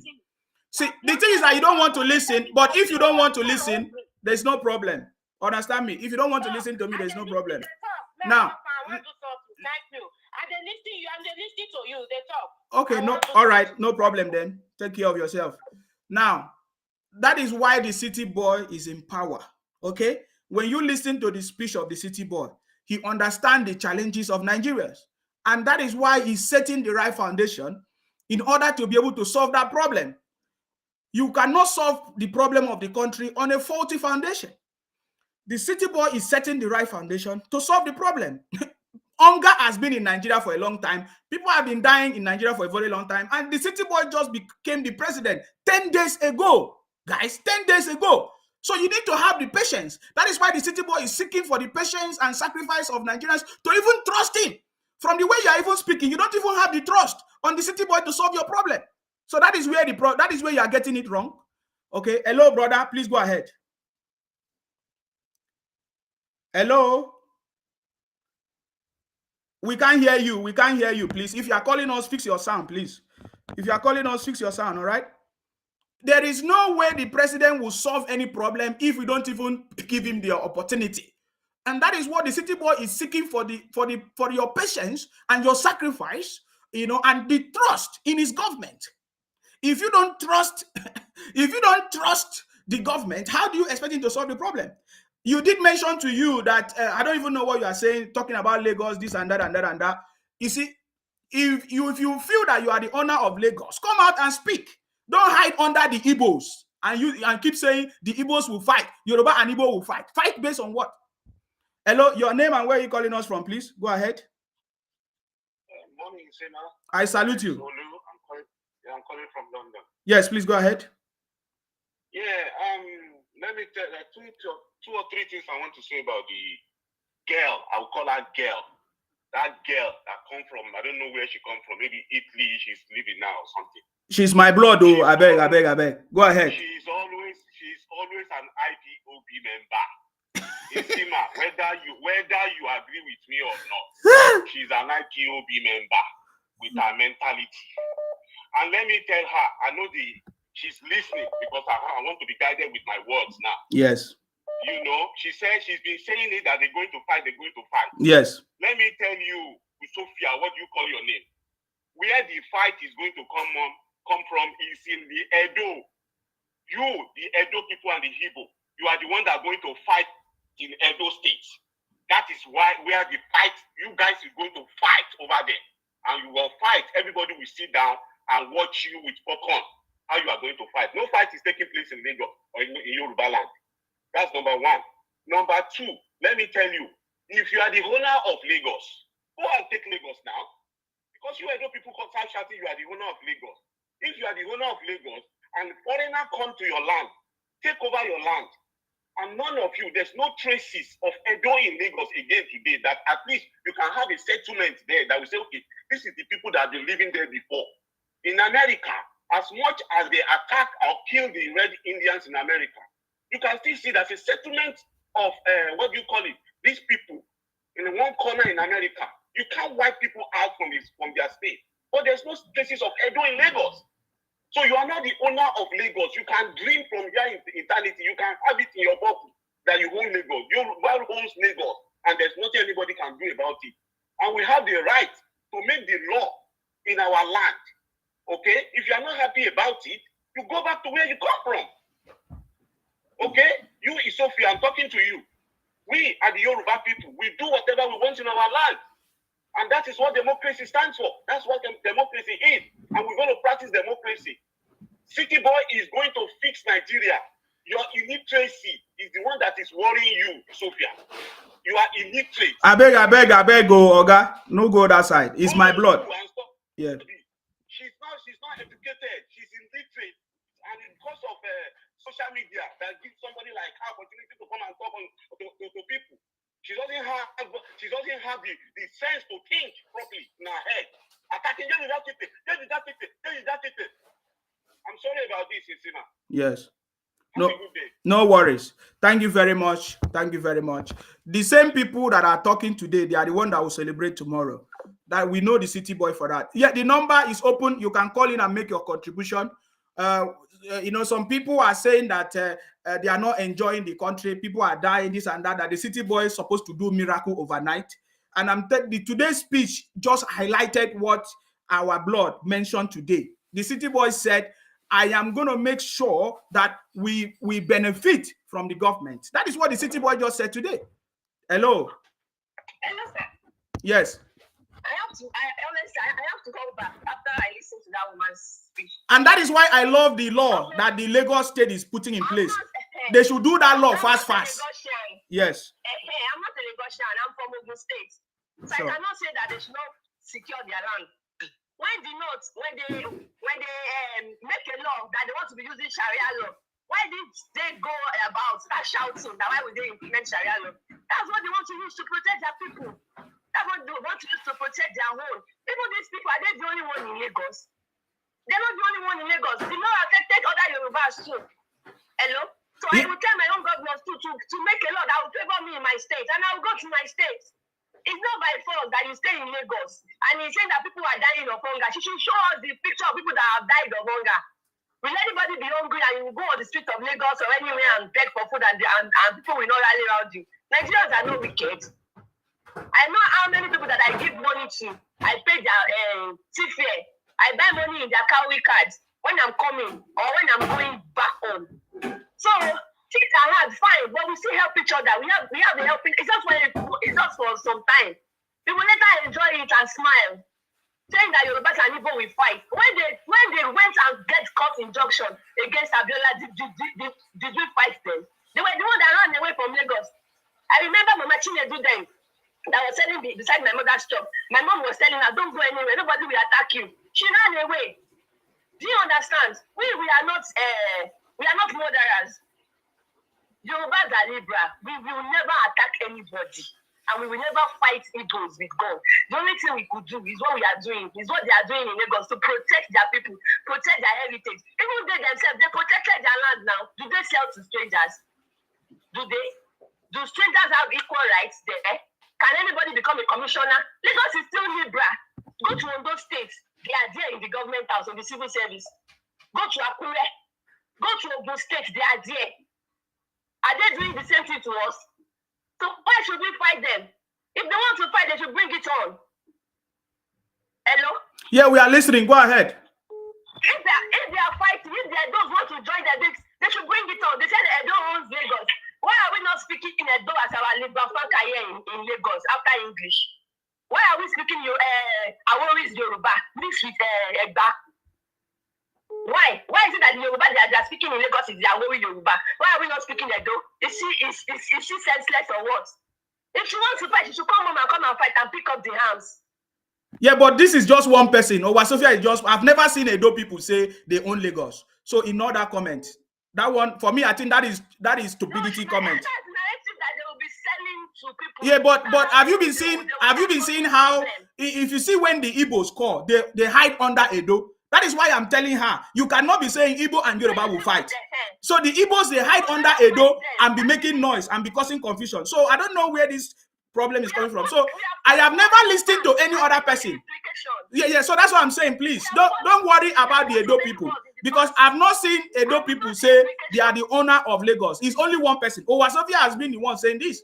I've not seen Edo people say they own Lagos. Anyways, so even this Lagos that they are shouting, most of them don't even know history. Let's start from Ikeja, Oshodi. All those lands was annexed from Ogun State.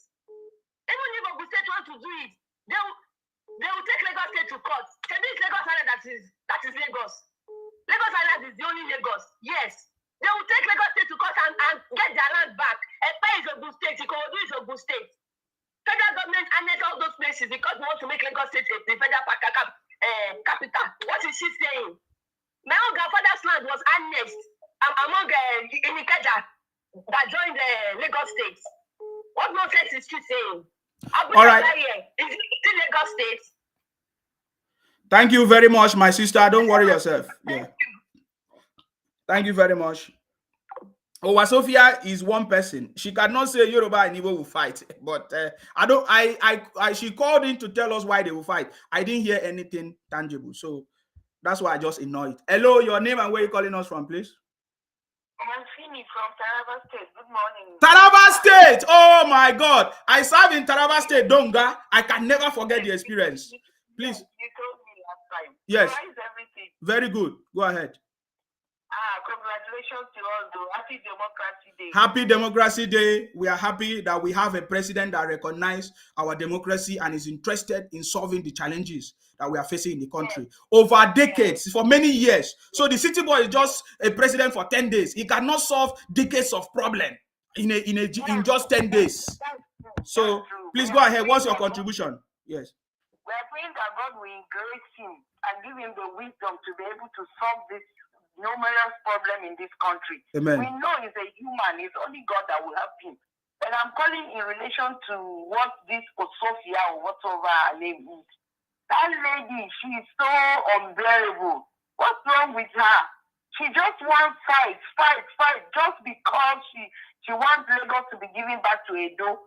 Edo people are not fighting like her. I've had Edo boys and girls, or men and women on your program. I've never seen them talking the way she's talking. Why did she want trouble? Because she doesn't want whatsoever will happen. She's talking about hunger and all these ones. Hunger is everywhere in this world. It's not only in Nigeria. Even though Nigeria has a lot of problems. But we believe, God, that this new president, with our unity and cooperation for him, he will be able to take us further. But this lady kept repeating one thing, saying that Edo people on Lagos, Igbo and Yoruba. In fact, our problem is even more than Igbo people. Why is she like that? Why is she she's a woman. Instead of her to be praying, she's rather trying to put fire on something that has been settled already. Negotiations are already there. Lagos is a Yoruba land, and there's nothing anybody can do about it. Edo people have their own land. Are they sending her away from the land? Why is she fighting for Lagos every time? All we want is the unity of Nigeria and how Nigeria will move forward. There is hunger, yes, but it's not going to be solved in one day. Rome is not built in one day. She should stop disturbing people about this fight. They will fight. In fact, already she's sounding like a devil that doesn't want the progress of Nigeria. So sometimes you don't need to be giving her hearing. Just forget about that lady. She doesn't have positive mind. All she has is negative spirit all the time, negative energy. It will not help anybody, I beg. So I just want to congratulate us more again and pray for City Boy that God is going to help him, uphold him, and strengthen him the more so that he will solve this problem at least to a barest minimum. Amen. In Jesus' name. Amen. Thank you very much for your contribution. I really appreciate you. Thank you very much. Hello. Hello. Hello. Hello, Isima. Happy Democracy Day. Happy Hello, Democracy Day. Isima, good morning. I salute you. Please go ahead. Yes. Don't do your holiday finish. Don't enjoy yourself. No be smart, no. We chop like this, eh?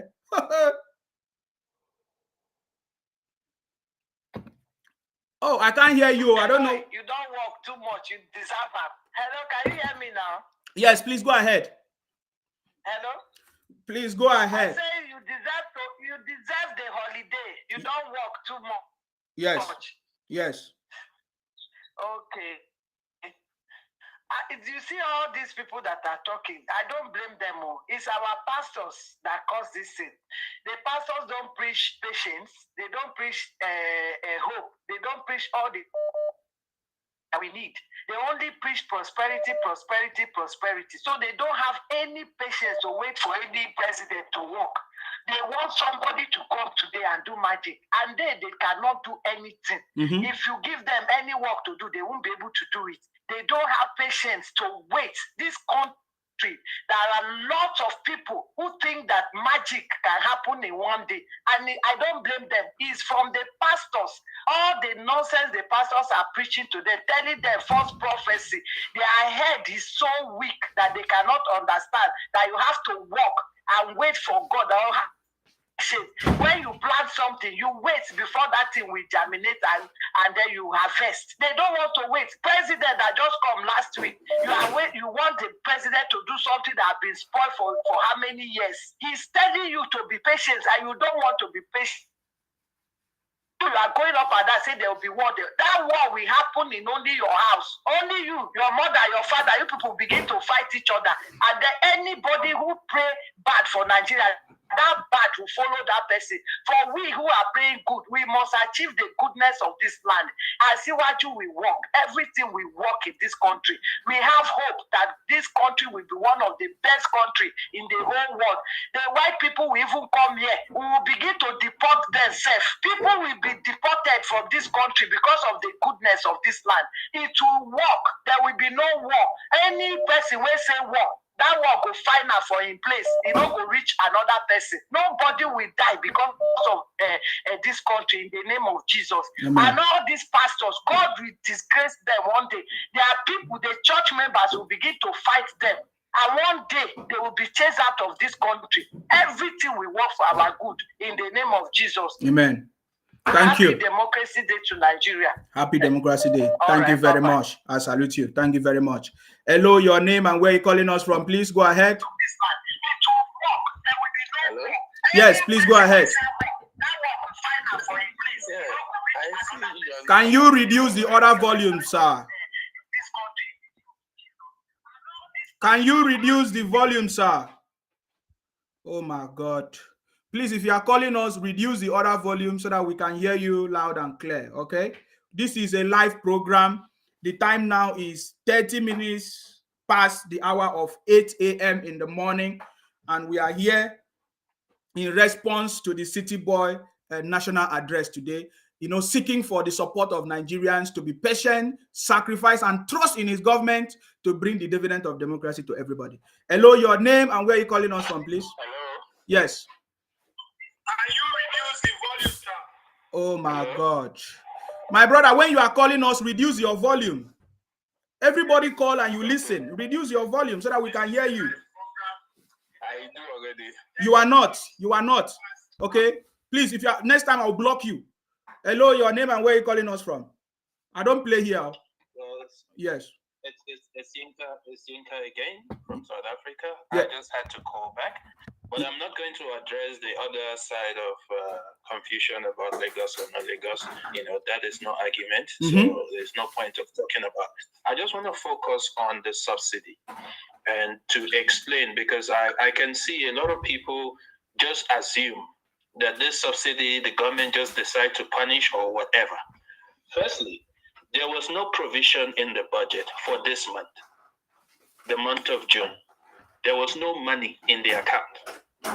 So how would the government pay for subsidy without money?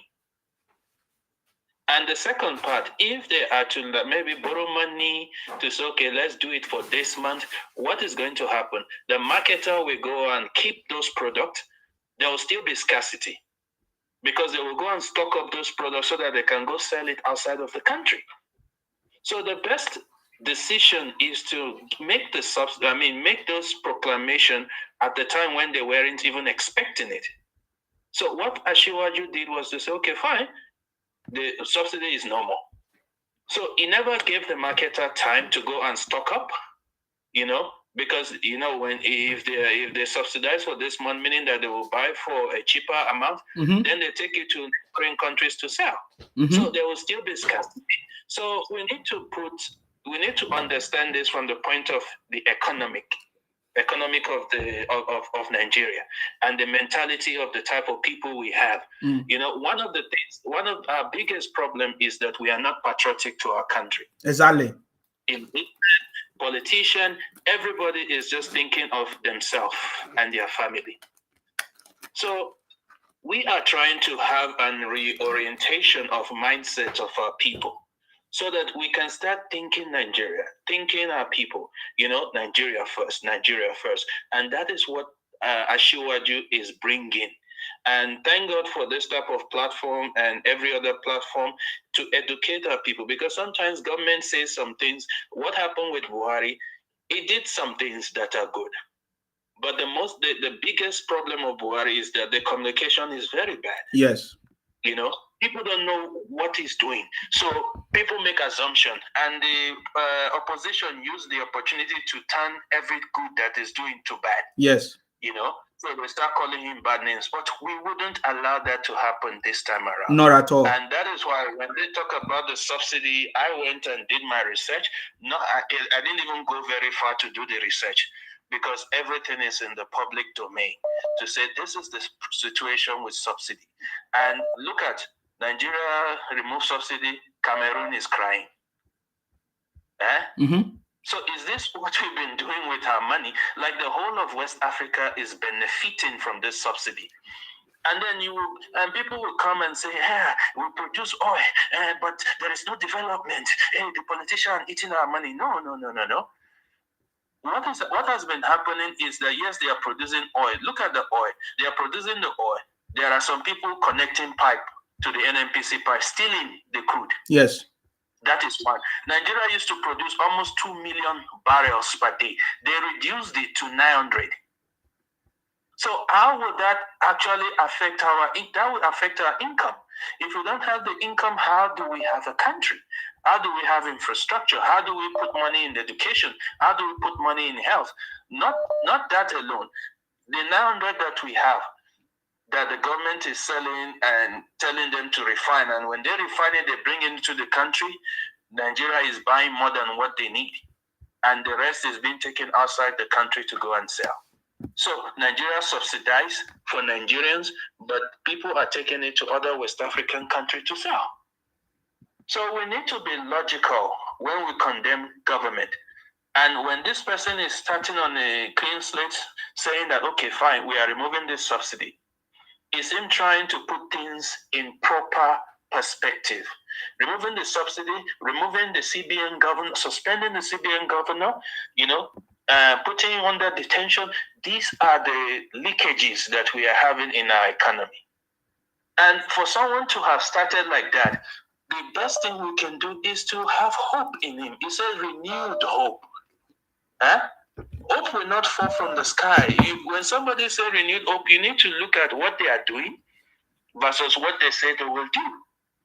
He is doing it and he's saying it. So we have to believe in him.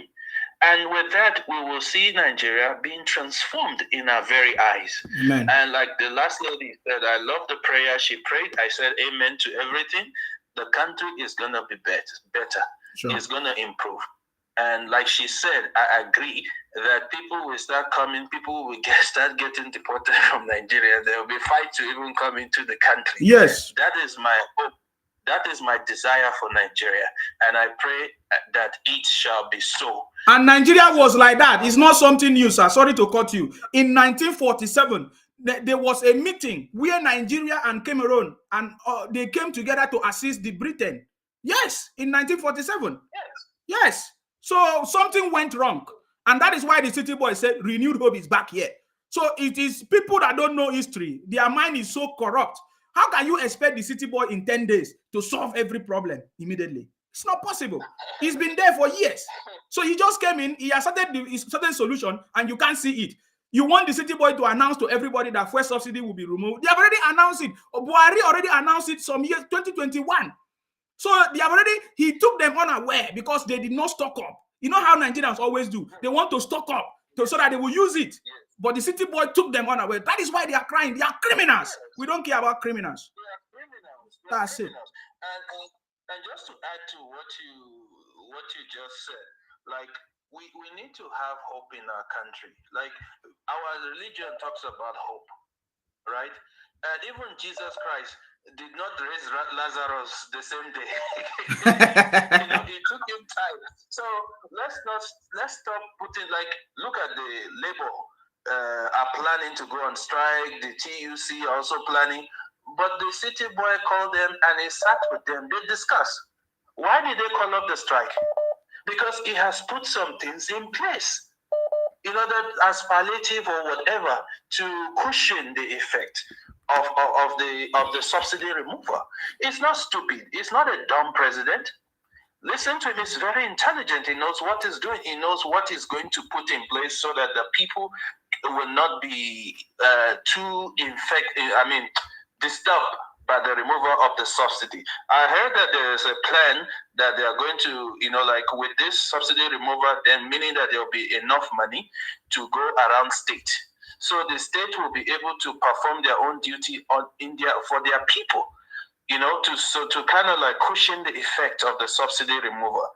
We cannot continue to do the same thing and expect different result. That is the definition of insanity. For us to go forward, we have to take certain decisions that will spring us forward. And one of the best decisions that we can take is the removal of this subsidy. Subsidy is a scam. Subsidy is a leakage. Subsidy is something that we need to do away with completely, and that is what he has done. So for all our brothers and sisters out there, regardless of your ethnicity, let's have hope. Let's believe. Let's pray for our leaders. Let's believe in our country. Let's stay with our country. Let's move with the city boy. Let us contribute. Like, this is a platform where we talk about what we can make suggestions. We can put our own 2 cents in the national development so that at the end of the day, it will be good for us. It will be good for our family. And that is all I have to add to this. Thank you very much. Thank you very much. I appreciate you. Thank you very much. Hello, your name and where you're calling us from, please. Hello. Yes, your name and where you're calling us from. Please go ahead. My name is Favor. I'm calling from Dubai. Favor from Dubai. Please go ahead. What do you have to say? Favor, I want to thank you. You are doing a good work. Salute. Thank you for the City Boy movement. And I also want to talk to every Nigerians that are listening to us. You see, this is the first time we are having a president that is a core technocrat. He knows everything he's doing. He has been in the oil and gas sector before. He knows everything he's doing. What we just need to do is to just give him our support. He needs our support. By the time he spends up to 1 year in that seat, Nigerians will know that the next 3 years, we will beg him to come back again. He's a very sharp guy, intelligent guy, and knows the road very well.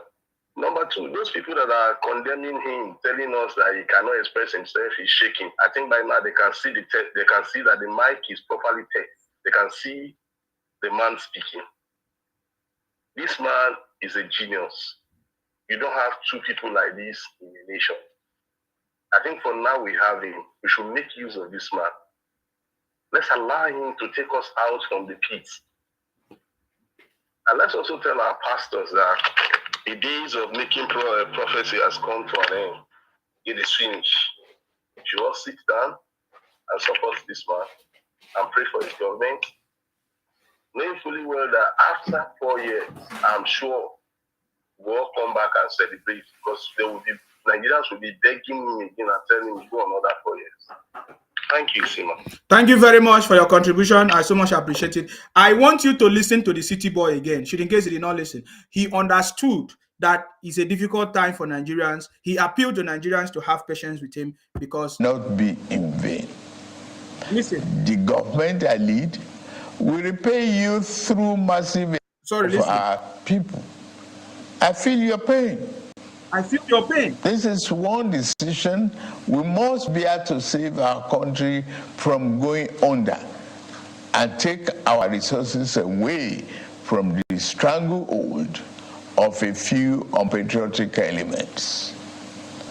Painfully, I have asked you, my compatriots, to sacrifice a little more for the survival of our country. For your trust and belief in us, I assure you that your sacrifice shall not be in vain. The government I lead We repay you through massive investment in transportation, infrastructure, education, regular power supply, healthcare, and other public utilities that will improve the quality of lives. The democracy. So what else are you looking for? The city boy understand. He said, please give us that patience and support and trust our government. We are going to make sure that everything is not going to be in vain. Please go ahead. Your name and where you're calling us from, please. Go ahead. Hello. Yeah, my name is Ola. I'm calling from London. I salute you. Please go ahead. Yeah, thank you very much. May Almighty God bless you. Bless you more. And you see, like I'm going to give you a lot of respect today because when your blood was Sophia called, I saw the way you really attended to her. Just tell her to just leave this IPOB. Igbo and Yoruba, we are still going to unite together. Because I showed you the city boy, what he's doing now, all the Igbos that have their brain will come back, all the Yoruba that have their brain, everybody will come back, and we are still going to be one Nigeria. We're going to live in peace and harmony. You understand what I mean? Yes. You see, you saying, go home Lagos. Edo people and Yoruba people are family. They are family. You should know that from his head. You should tell you, Sophia, Edo and Yoruba, they are family. Everyone, they are family. If he doesn't know, he should know that from our brain. And he should stop doing IPOB. You understand? The city boy has explained everything. This short message he just passed this morning, he said he's going there. Since he understands the pain of our people, and he said he's going to make sure everything is going to be all right. We need to cooperate with him. We need to be a patriotic Nigeria. You understand? We need to support him. So that's all I want to say, my brother. Thank you very much. May God bless you. Bless you more. Thank you very much for your contribution. Hello, your name and where you're calling us from, please. Go ahead. Hello. Yes. Yes, I'm calling from Malaysia. From Malaysia, please go ahead. Yeah, I'm from Lagos Island. I just want to go back to what that lady said before about Lagos. She don't know how to explain the issue because me, I'm from Lagos Island. You know, when they say Ibini whole Lagos, it's not Ibini whole Lagos. If you go to the palace, you will see some people then call Ijejo with king in Lagos. Then sent by the Ibini king to take, like, let me say, his task. You understand? They take that thing from some time. When someone rose up from inside the Ijejo, then call it Oloto. Is that one stop them to pay to Ibini people? You know, in olden days, if you have someone very powerful, he can send people to take like tasks from many places. You understand? Not that Ibini hold the Lagos. If you go for the history of Lagos, this is how the thing be. But now, the issue in Lagos now, Igbo people believe that they buy many property in Lagos, they have this, they have this. I always told them, you are the second owner of the property you bought in another person's state. My brother, forget about what Uwasofia said. Uwasofia is just one person. What do you have to say to what the city boy, the national address today? I told you I'm from Lagos Island. I support city boys with my blood. Before I travel, I work for him since 99. When we want to be a governor with Musili Obanikoro, I believe him from that time. See what Lagos be now. I believe this man to my life, everything. Okay. I believe city boy with my life, with everything. Some people will be in this urban life, they will know my voice. Because when the first time we want to be a governor in Lagos State with Musili Obanikoro, I know what we fight for him. because we believe in. Look at in Nigeria. Who state be like Lagos? See, that's why everyone to come into Lagos. Who can beat Lagos? So we, like me, I have a 100% confidence on him. Can let Nigeria better to make everyone come back to Nigeria to do many things. All right. Thank you very much, brother, for calling. I appreciate you. Thank you. Hello, your name and where you calling us from, please. Go ahead. Hello, good morning, sir. I salute you. Yes, my name is Akin. Please, can you fix your sound? We can't hear you. Reduce your volume and then speak through your phone. Remove it from speaker. Go ahead. Okay. My name is Osiu Akin. Yes, I'm one of your followers. Please, I want to contribute to that statement that the lady, Sophia lady said about. If you can permit me, sir, please. I would like you to just ignore comments like that because we have already dealt with it many times. No, I'm not. And focus on what the city boy wants us to achieve. No, you know what? Please, if you can listen to me just a minute. Okay, go ahead. I was born and brought up in Kano. You understand? And no matter how you stay long in the north, Hausas knows their. No matter how you hear Hausas, you understand Hausas. They know that in Kano there was Sharia in Kano that nobody should come with alcohol. Everybody knows that. So you cannot stay in Lagos and be claiming Lagos that Lagos is no man's land. I think it's under. My brother, I said to you that we have already solved that problem. There's a proof that Lagos is no man's land. Don't worry about that. It's just one person that said that. So focus on the message, because I don't know. You guys don't know how to switch between things. You understand me? Forget about that. Let's move. God bless you, sir. God bless you. Yes. I really enjoy all your program. Yes. I've been following you before the election. Sure. I love your program. God bless you. Thank you very much. God will be with you there. Amen. The Lagos people have proven that they are the owners of Lagos. So I don't know why we go back there. During the election, there's proof, and now there's going to be a law. Which other proof do you want?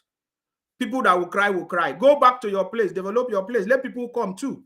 Let people come and live in your space. Okay? I like a comment that somebody made here. Somebody said that the Igbos are warriors. But it's not the only Igbos that are warriors now. He said the Igbos are warriors. So he said, remember, Ghana must go. Today we are going to Ghana. It's only the Igbos that is going to Ghana. So I don't like nonsense idiots, criminals. If you want people, go and develop your space. That's how it is. Everybody's supposed to develop our space. So why are you not developing your space? Why are you going to another person's space to go and cause problems? It's as simple as that. So I don't have, at least you have a place. If they say don't stay in my place, you go to your place. You have a place. So I don't know. But the city boy is not talking. The city boy say, let everybody give trust his government, have patience that everything will be fixed. I get me. There's no sentiment here. Do you have a place you come from? Go to your place. It's as simple as that. Hello, your name and where you calling us from, please? I salute you. Happy Democracy Day. Happy Democracy Day. I salute you. I'm Lekon Said from Akure, Ondo State. Your friend. Yeah, welcome, sir. I know by 20 years, you are going to be addressed this country in this way. I prophesy that one. I love you, my brother. You are well done. You're welcome. Let's focus on what is happening. What can we put to? In fact, let's focus on city board. Let's follow the city board. Yes. You might know our thing. Chris Abraham. Yeah. You know our thing. You know what is failing us. So I don't want to tell my people, just let us calm down. This government is just a 10 days go. It's 10 days go. It's 10 days go. So and we have seen the difference in this country. We have seen the changes. So you know that he has promised us. We are feeling it in the breeze. You understand? Yes. These are the new breeze now. peace of peace, the spirit of harmony, the spirit of improvement of this country. Forget all that, but the people are just saying, all those private people might even, one of my people say, he said, was regretted not voting for this man. Can you see? And because we are both enemies, we are both in the politics, we are both after ourselves. Because he come and say, this is the one man, if they do very well, what do you see? He said he was regretted not voting for this man. He said, he said, please, will I forgive me? I say, my friend, go, we are together. All right. Thank you very much, brother. Yeah. Hello, your name and where you calling us from, please? Hello. Yes. Hello. Yes, go ahead. Your name and where you calling us from? I'm calling from Nigeria, Ondo State precisely. Please go ahead. What's your contribution, please? My name is Henry. My contribution, I really want to appreciate you for your good work. I've been following you all along before the election, and I know you have been doing a very good job. You're so fantastic, and I'm always happy to see your program. Each time I've been online, whenever I see you online, I'm always happy to hear some information from you, and everything that you've always given us is authentic, so valid. You know, in case of all these people talking about they are going to make it, they are going to build all the whole world and all that whenever they move out from the country and all that, from Nigeria and all that. Forget about that. Nobody will ever go there and patronize them. And the reason why people are here, Chris Abraham. You hear me? Yeah, go ahead. Go ahead. And the reason why people are patronizing them is just because they vacate their place and come to other places and and take their spaces and all that. You say people don't like you, people don't love you, people hate you. They see how to share their space with you. They sell their land for you and all that. You are doing your business, you are selling, and people are still patronizing you. And people are still saying that people don't like you, people don't want to have you around. And that's a big fallacy. People, if people don't like you, they will never even share anything with you. You are the only one who don't know your boundary. You being in my place, you at the same time you be insulting me. What for? Who does that? I could remember when I traveled down to Southeast, the very first thing that they did to me, I was so surprised that day. It was during my NYSC and all that. I had to keep a load with someone. You imagine someone said he can't just take it, he can't keep that thing unless I drop some money. You can imagine that. Whenever they see you, there's some things that doesn't go right, in Southeast. But we here in Southwest, we accommodate everything, we take them as our brother. Talking like maybe Lagos is what they cost. You live in Lagos, you are enjoying the amenities, you are enjoying everything that they are doing in Lagos. You see good roads, you see all manner of things, but you are the only person that will against any good thing that someone are making a lot of effort to achieve. You have never seen anything good. Okay, you can imagine that the second Niger bridge. When I saw that thing on television, I said, wow. I've never even seen any Southeast, comment, the past government that say, oh, thank you for this, thank you for that. But only thing you good at is to use bad mouth to destroy every good thing that anybody is trying to make a good effort to achieve. It's never done anywhere. You are in Lagos there, you said you want to fold them, you wanted to fold the good government out of the way. It's never done. You don't have to have that kind of evil mind. I said, okay, I want to fold them out. You want to disorganize, you want to disbalance, the good thing that have been being organized all along. So that I really appreciate my brother. That's my contribution. You are so fantastic. You are a great man. Honestly, each time I see you online, I always watch your program. I saw some data all day and long. Whenever I see you online, I don't miss a single of your program. Whenever maybe I miss your life, I will still have to go back and rewatch it again. Yes. I really thank you, brother. You open us our mind. You really open us our mind. Even with your campaign and everything, really opens up our mind. Thank you so much. May God continue to bless you. May God continue to bless Nigeria as a whole. Thank you so much. Thank you very much, sir, for contribution. I so much appreciate your contribution. Thank you very much. Thank you very much. Yes. So I knew that I think this might be one of the biggest challenge. That is why I actually bring that place where the city boy was focused. And the city boy also remembered, it's like a remembrance day to the city boy, mentioning the names of people that fought for democracy the June 12th. He mentioned the wife of MKO Abiola and others. Hello, my brother. Please go ahead. Hello, my brother. I'm sorry earlier that the mother's phone messed up. I just want to contribute, and I want to tell that woman not to come to this platform anymore. Because last 6-7 months, you give her opportunity to come online, live show. She made mention of this nonsense talk that Yoruba will fight people before the election. I think you remember, right? He said they will fight before the who the fuck she is. She's IPOP, my brother. You know she's not your blood. Because you can't be blood with criminal and thief. But so far, she's a criminal. She's part of the people that brought IPOP to Edo.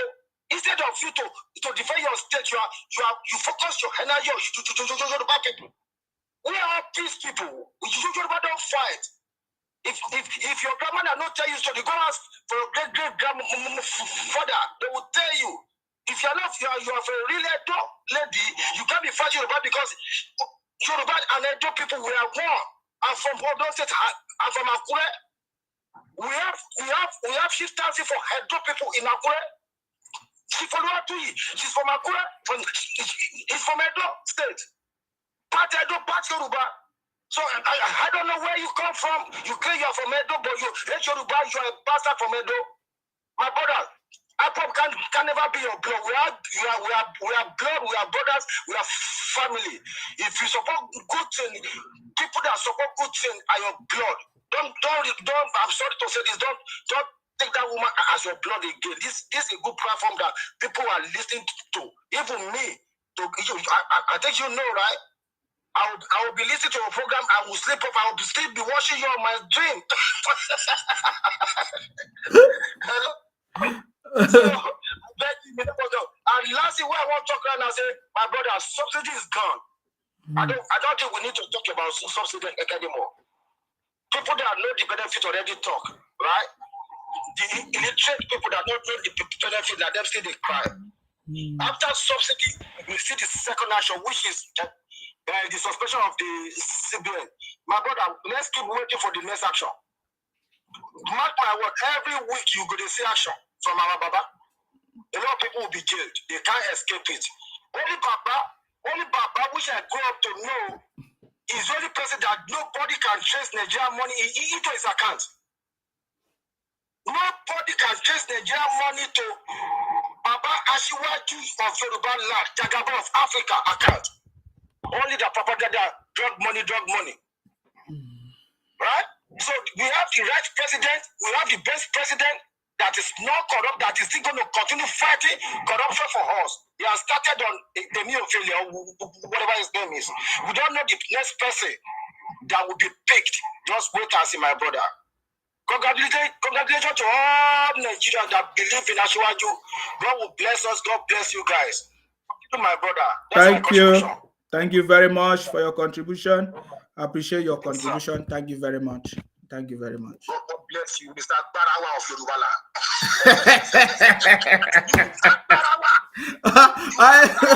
You see, so many people. I have seen some Igbos. They say Nsima in their language means shit, and they say all kinds of things. They never ask me. They never ask me. No, they never ask me what does Nsima mean. What does Nsima mean in my language? They are a bunch of criminals. Nobody can beat you down. Nobody can beat your bitch down. They are a bunch of criminals. They know now. Anyway, thank you very much, sir. I appreciate you. Thank you. Hello, your name and where are you calling us from, please? Hello. I salute you. Yes. Yeah, my name is from Libya. Please go ahead. What's your contribution? My contribution is that the problem we have in that country is the religious leader, that our pastors. That is the problem. If they can be preaching about peace, the unity of the country, that will go a long way. They should stop giving all this false prophecy to do all this type of things that will make the life divided. They should preach peace, love, harmony. All this type of words of anger, speaking a word that God spoke to me, and God did not say anything. It's not good. That is one of the problems. Like 30%, that is one of the 40%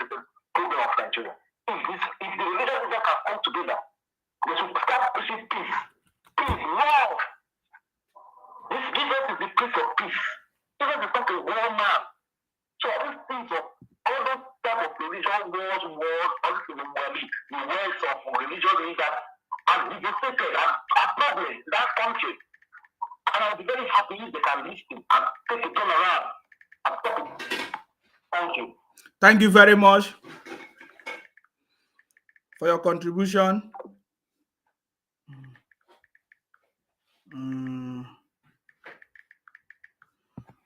All right. It's been a wonderful conversation today. If you want to call in and make your contribution, the line is open. Hello, your name and where you're calling us from, please. Yeah, my name is Ade Richard, London here. In Sima Akparawa from Akwa Ibom State.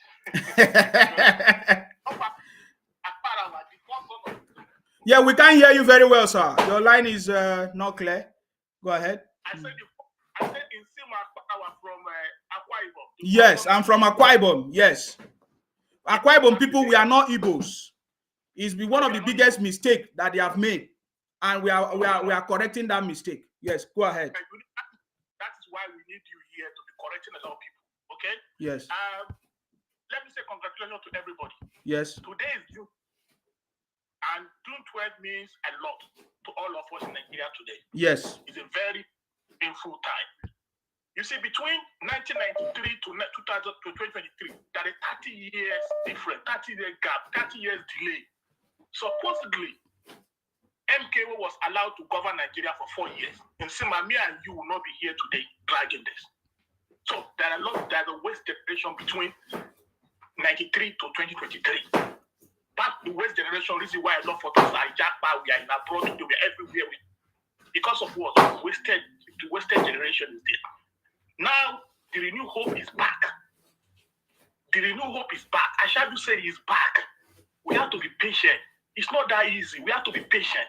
We can see few days that I shall do. We can see the impact. We can see the hope.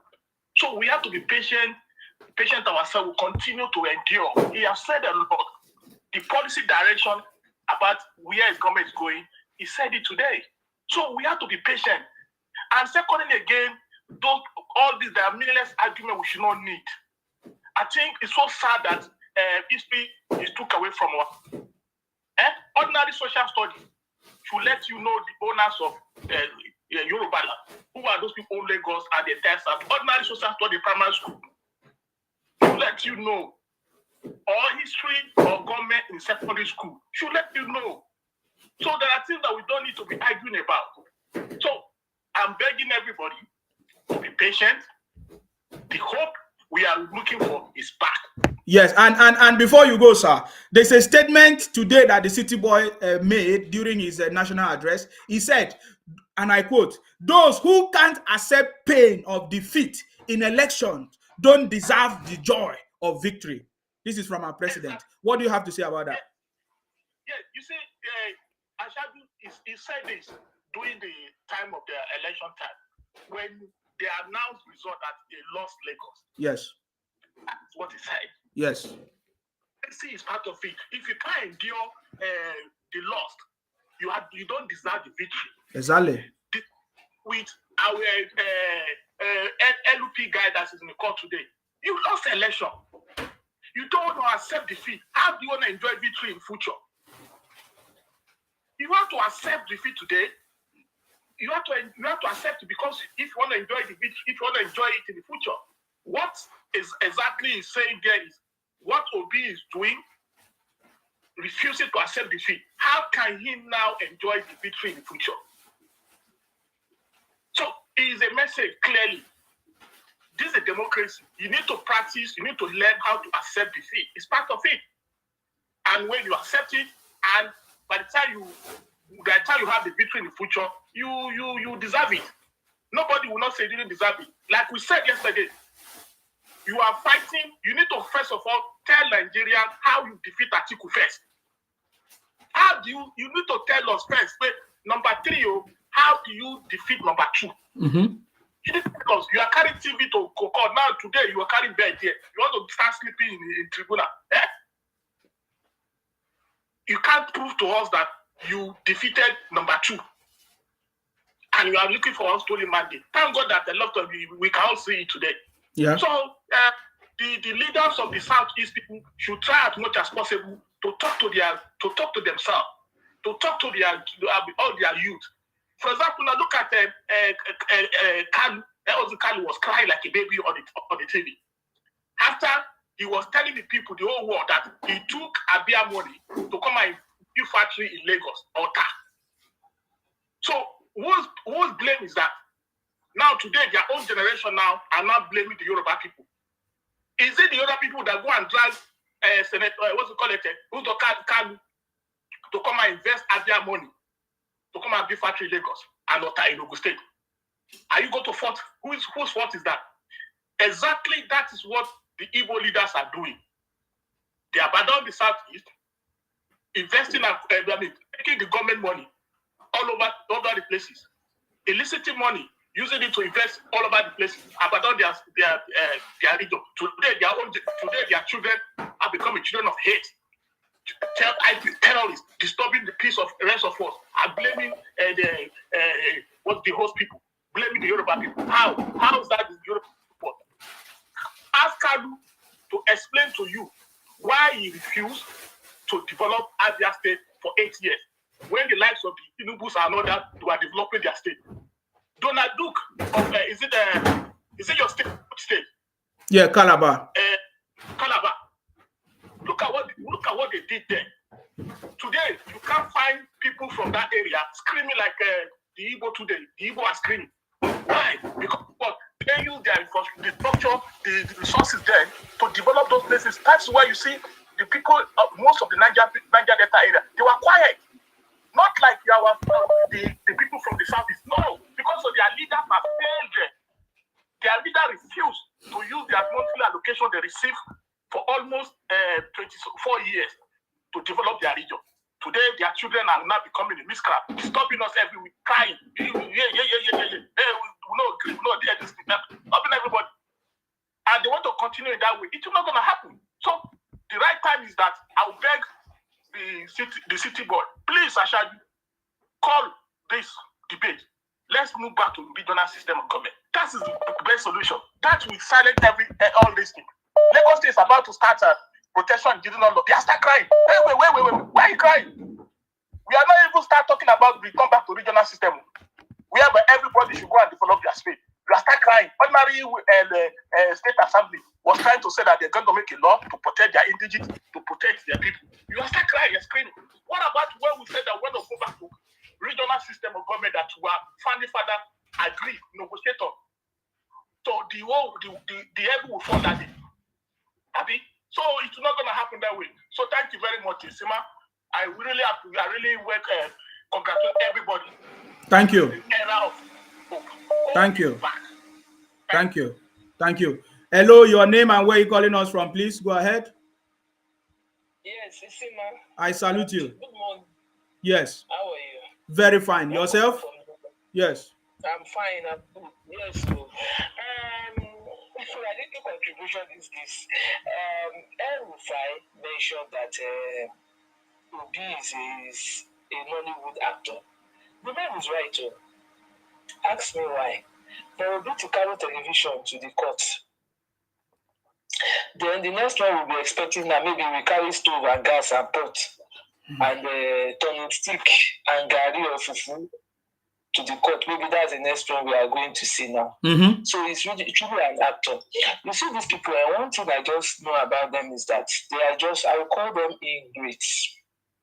Because of them now, they've allowed Lagos State people to bring a new development, a new orientation, which has never come to their mind. Because if they don't take that action in the future, they can take over Lagos. Because they feel that is their aim. They've been nursing that thing in their mind since their Biafra war that they lost. So they want anywhere they see prosperity, anywhere they see good, that is where you see them, they will go and pitch. And they will not go there and behave themselves. They will go there and start running mouth. They will go there and start insulting people. They will go there and start telling lies. So now look at the way Lagos now. It's going to, they have to put them in their place. They have no choice. And the annoying aspect of it is that they are not ready to even go back to their miserable states. Because there's a lot of issues that they can't live together. So it's a serious problem for them. And now we people, we accommodated you people here. They should behave. Instead, they are telling people that you can imagine telling in my own state that you people we've sold our properties. Even in where I stay, I live in an estate. How many Igbo people owns the property there? They are less than 25%. Because they're always good at running mad. And many of them, you see them living big here, they can't go to their village. How many clubs in the east? How many eateries are there? Go to other states, go to Delta State, go to Benin State, go to Abeokuta, go to other states here. You know, Chicken Republic, Mr. Biggs, all of them, they are going there to establish. But nobody can go to their states to do that. So they have major problems. I feel that they should go and fight their governors for not developing their state. They should go and fight their governors. And at the same time, they don't tell each other the truth. Let them learn to speak the truth among themselves. They love to deceive themselves. And they always claim that they are smart. You see now, these people, in fact, I don't know why they brought Igbo people to Nigeria. They should be in the forests. That is where they belong. I'm telling you. Because you need to see the havoc that these people has produced in this country. Anywhere you go, you see armed robbery. Go to Kirikiri maximum prison here. That is even a Yoruba state. It's Igbo people, about 95% of them are Igbos. Causing problem, disgracing the country left and right. And yet, they don't want to admit defeat and stay on their lane. So no, I'm happy with the new development too, so that they don't come and capture, because they always like where money they are running to Akwa Ibom now because of the oil there. They are going to Niger Delta now because of the oil. Everywhere they go, they always want to. And when they get there, they want to dominate those people. Let me tell you, yeah. I have to say it. I have to say this, and I don't care. I'm not ashamed saying it. My father, before he died, he said, I want to quote him directly. He said, "In don't swear put, Igbo people can never become president." He said, till the people come, they can never become president. He said, because these people, they are animals. That is what he said. That is what he said. And the man is right. Obi carrying television, carrying this one. What are you looking for? Tell these people that you don't feel, you don't feel. 4 months ambition, you want to become president over somebody that has been in the game for over 30 years. How is that possible? It's not possible now. So thank you. And did you listen to the speech of the last comment of Ojus Okalo that he built Nigeria? They are the one that built Nigeria. Sorry. Let me even say it, and I say it. I know it's in the States. By the time I was traveling, we met. The guy told me that coming to Nigeria is a problem, but for a very long time, he didn't come to Nigeria. That there are so many issues in Nigeria. That is what the guy he told me on his own. This man, this same Kanu son, is in the States. Yes, now the father made them to believe that Nigeria is a problem. Why is the one stealing the resources? That is what I'm saying. So now what I'm saying now is this: they should go and fix. They should stop helping people to develop their state. Nobody begged them to come and develop anybody's state. Let them, because there's nowhere you go, you will always find them. Jerusalem, they are there. What they are looking for, I don't know. Let them all go back and go and repair their state, their miserable state. They can still do something about it. Now, what is even the repair they are talking about? You can see people like Adenuga. Adenuga did not do politics now. He's a multi-millionaire. Did he engage in politics? The answer is no. Dangote never engaged in politics. What is this idiot, this Ojikano? You said you become a governor how many times? And you also become a senator, and you said the country did not favor you. Is that not an ungrateful attitude or speech? You became governor 2 times. What about those ones that cannot even afford 3 square meals a day?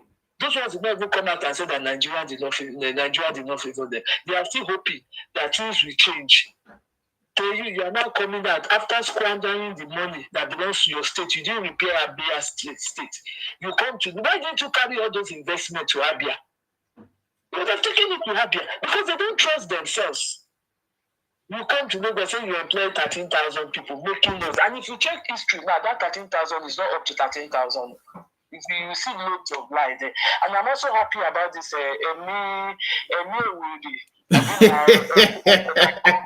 Emewele. I call him Emewele because that one is a demon on his own. Good.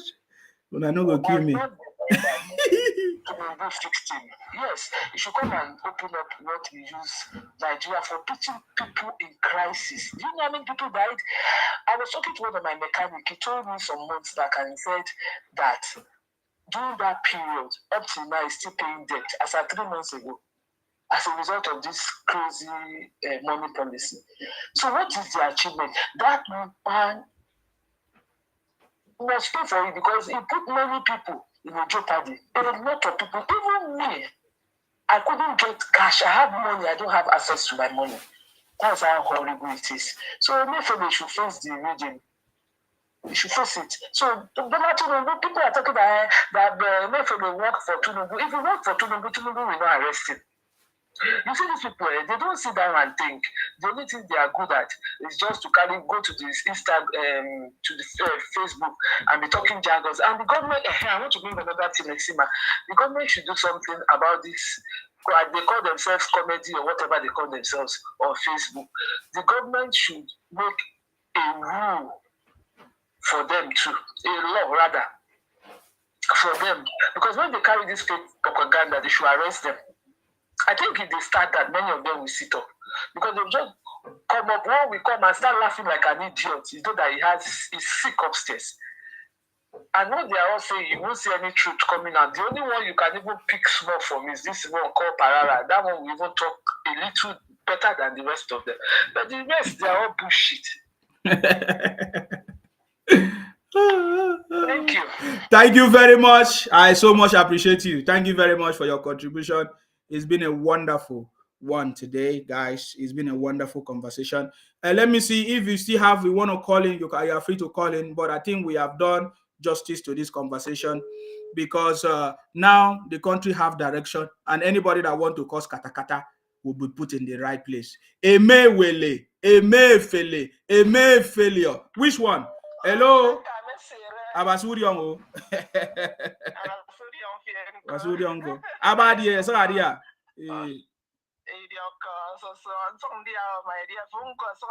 Dia also. Abasurion. Yeah, they also. Yes. My dear, oh. I mean, Momba full time. Oh, happy Democracy Day. Happy Democracy Day or democracy. Democracy. I always say democracy because before now, all of us are suffering in that country. But we are happy that the city boy has come. Are you getting me now? Oh, my dear. Yes, I'm very, very happy. But I see, I just called because of Owa Sophia.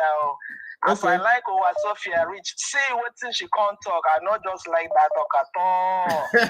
You have to understand. She have to understand things. So don't worry about her. She's the one that will come back and praise the city boy. Go ahead. Let her understand herself, because even anybody like me, I cannot go inside her home. I tell her that she will move out from my home. That her home is now my home. Mm-hmm. She have to understand that Lagos is not a no man's land. Yes. It belongs to Lagos people. Yes. It's not no man's land. Yes. Even like our side, somebody will from anywhere come. It's Akwa Ibom is no man's land. Who does that? She have to understand this very fact. So she will not put herself into trouble, because there are so many I like her. So she have to understand. She have to understand no matter anything. not put herself into trouble too much every time. That's the same story. And fight. Fight will not solve any problem. Yes. Cannot solve any problem. She have to cool down. It's like she have too much hot temper. So she has to cool down her temper and reason and understand. That is the only thing that I want to say. Thank you. Not much. I'm very, very happy for our president. Yes. Thank you very much. Very happy for our president. No wahala, my dear. Thank you. Take care of yourself. And you too. Nice day. And you Thank too. you for everything. Thank you. All right. Stay blessed. Hello, your name and where you calling us from, please? Go ahead. Hello, your name and where you calling us from, please? Go ahead. Okay, I see you are not ready. Hello, your name and where you calling us from, please? My name is Mr. Paul. My name is Mr. Paul Onyeka. Yes, please go ahead. Yeah. Hello, my name is Mr. Paul Onyeka. Yes, Mr. Paul, please go ahead. Mr. Paul, go ahead. We are listening to you. Please, I want to ask you just a little question, please. Ask your question, please. I want to know the main reason everybody is against Igbo. Please, if you can explain to me. The main reason why everybody is against Igbo. Yes. Listen to the program now, because I'm not aware of anybody that is against Igbo. We are against criminals, especially Igbo criminals. Maybe you are one of them. Thank you very much. Don't call my program again, idiot. Anybody that, if you are ready to call into program, please, you can call us. You understand me? We are against Igbo criminals, especially those ones that are talking about Biafra, IPOP. They want to destroy the country. They are blackmailing the country. Those are the people we are against. You are criminal, and the government must treat criminals properly. That's my own. Hello, your name and where you calling us from, please. Go ahead. Good morning, Mr. Esiman. Happy Democracy Day. I salute you. My name is Akin, calling from London. Please go ahead, sir. What's your contribution? I just want to talk about this noise that majority of Igbos always make in regard to Lagos. And they keep on saying that there's no seaport in their region. And believe you me, Nigeria has 6 seaports and 1 inland seaport, inland port.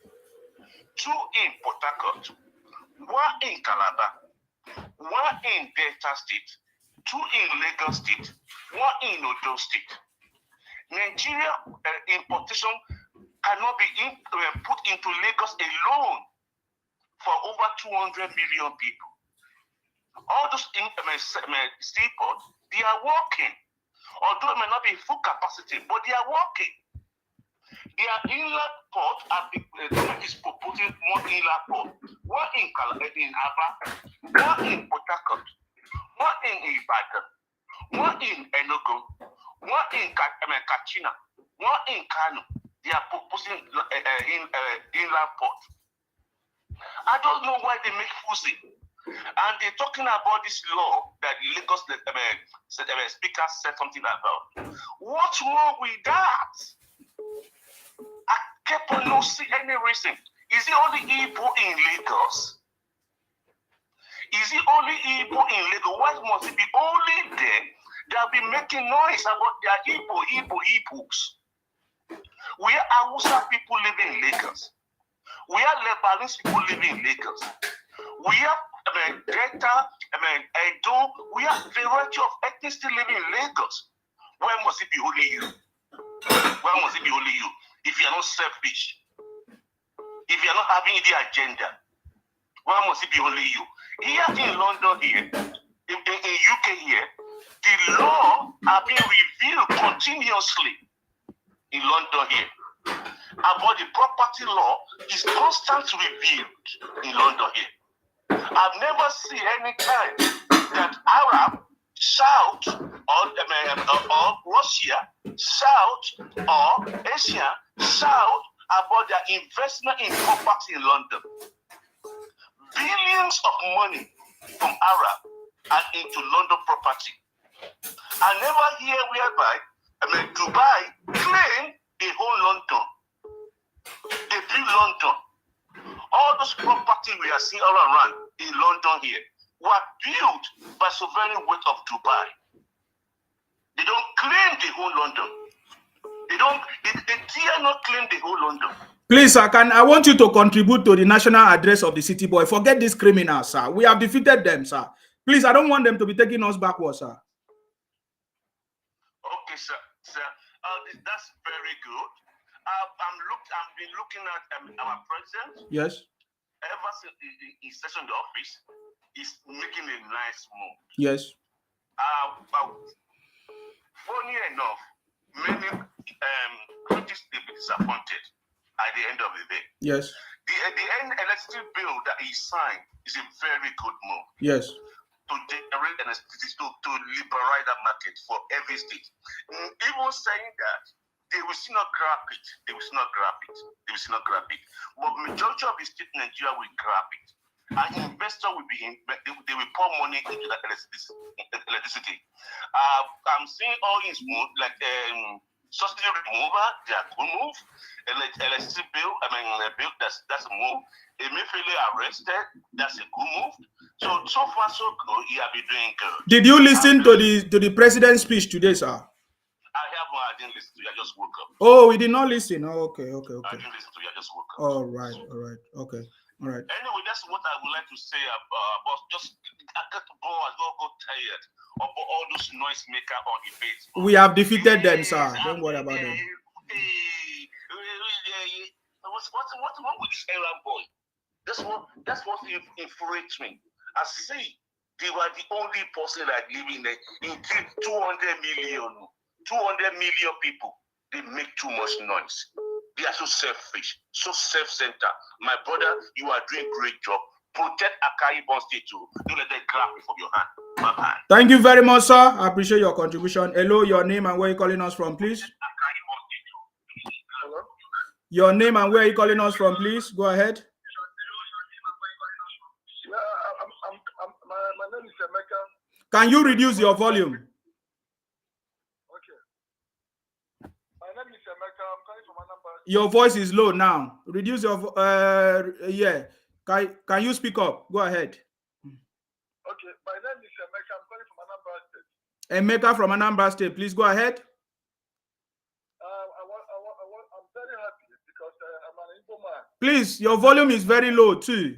Can you work on it? Yes. I said I'm an Igbo man. Can you take it out of speaker, please?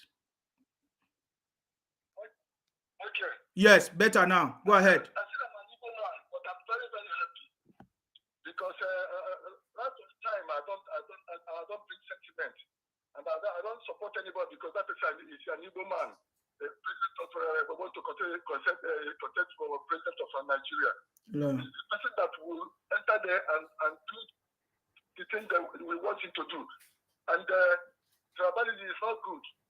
Yeah. I'm very happy that Bola Tinubu this show daily in his office is performing very great, very wonderful. Yes. Very, very wonderful. And it's God that sent him there.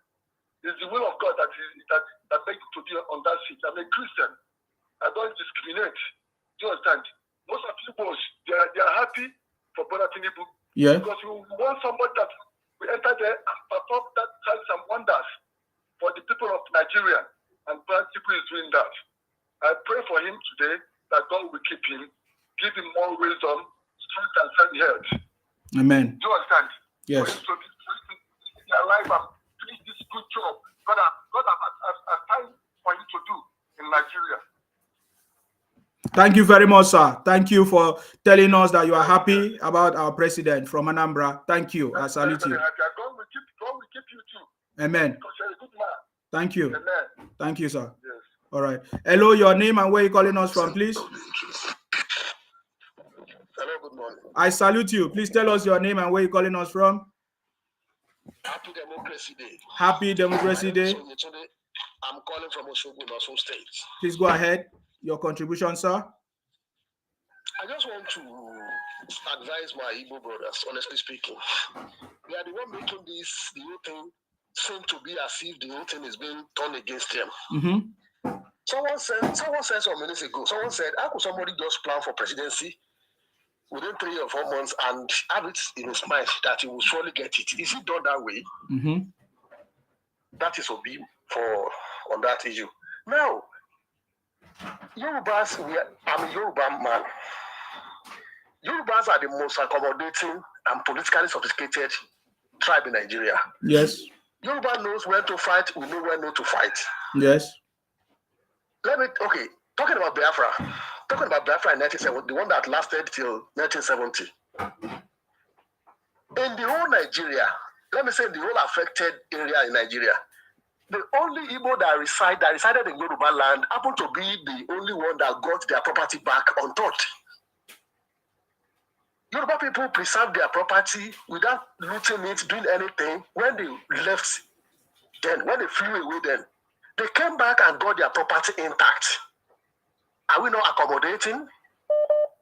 If truly they are the one developing every place, why are they not going to develop their states? Is it a crime for them to succeed only in a way? Yoruba will say, there's something we say in Yoruba land. Yoruba will say, I will make a king below KOD. Can I interpret that? Yes, please go ahead. The meaning is, it is only, if truly you can only succeed outside your soil, that means you don't have a home. Whoever that can only succeed outside his home, have no home. That's the meaning. So Nigeria is for all, and we are very happy that we struggle to make Asiwaju the president, and he's now doing well. So what I can say now is let everybody support this government. This is the government that will come to liberate Nigeria, and we should do everything possible to make it work. It's the time. But whoever that is not happy or that sees not to be the best thing, mine is you and I will be successful during Asiwaju regime. That's my prayer. Amen. And he has started well, and it will surely end well. So if truly some people are the ones developing Lagos, let them go back and develop their states too. Nobody is dragging their place. Our whole thing is that nobody should influence our political space. When it's come to local politics, allow us to do it the way we want. If anybody is corrupt, anybody is bad, if it is your Yoruba person, leave us for the person. Go and deal with your person there. The governor from the south and southeast that have been collecting 13% divisional fund from the crude oil, and they are the one from the top of number 1 to number 13 on the list of the IDR or anything collected in Nigeria. Nobody asked any question. If it were to be Yoruba land, we have our own justice here. Though no politician is clean or saint, nobody is even a saint. Nobody is saint. But one thing we do here is this: the worst governor in Yoruba land will be the best governor in other clan. Because how can you collect 100 billion? No matter how stupid you are, you must have given us. There's a template here that the worst governor will perform to at least 60% of the money. There should be a work on ground that will be commensurate with whatever you are collecting, no matter how stupid or how fool you are. But they don't ask questions there. Every of that question is on federal government. The government have been looting them. Federal government is the problem. Somebody is dictating, and somebody is calling for sit at home on Monday here in Yoruba land. Or Joaje, they call it the day of the sales. The day you make the rich, you make the business. The day you get money. Somebody has been ordering them to sit at home. Nobody's asking questions. So, my dear brother, I don't want to talk much so that it will not be as if somebody is castigating somebody. My brother, don't be afraid. Say the right thing. Mention the person's name. Don't be using proverbs. If there is nobody castigating anybody that is a criminal is a criminal. Mention their names. Tell us. That's how it is. If we don't do it, we cannot solve the problem of that country. We have been hiding and covering up for many years. Nigeria is not Yoruba, Igbo, and Hausa. That is criminal. Anybody that said that is a thief. This is a duty that we hold to make Nigeria great. And it's incumbent on all of us to do it together. Nobody hates anybody, but let no man trespasses.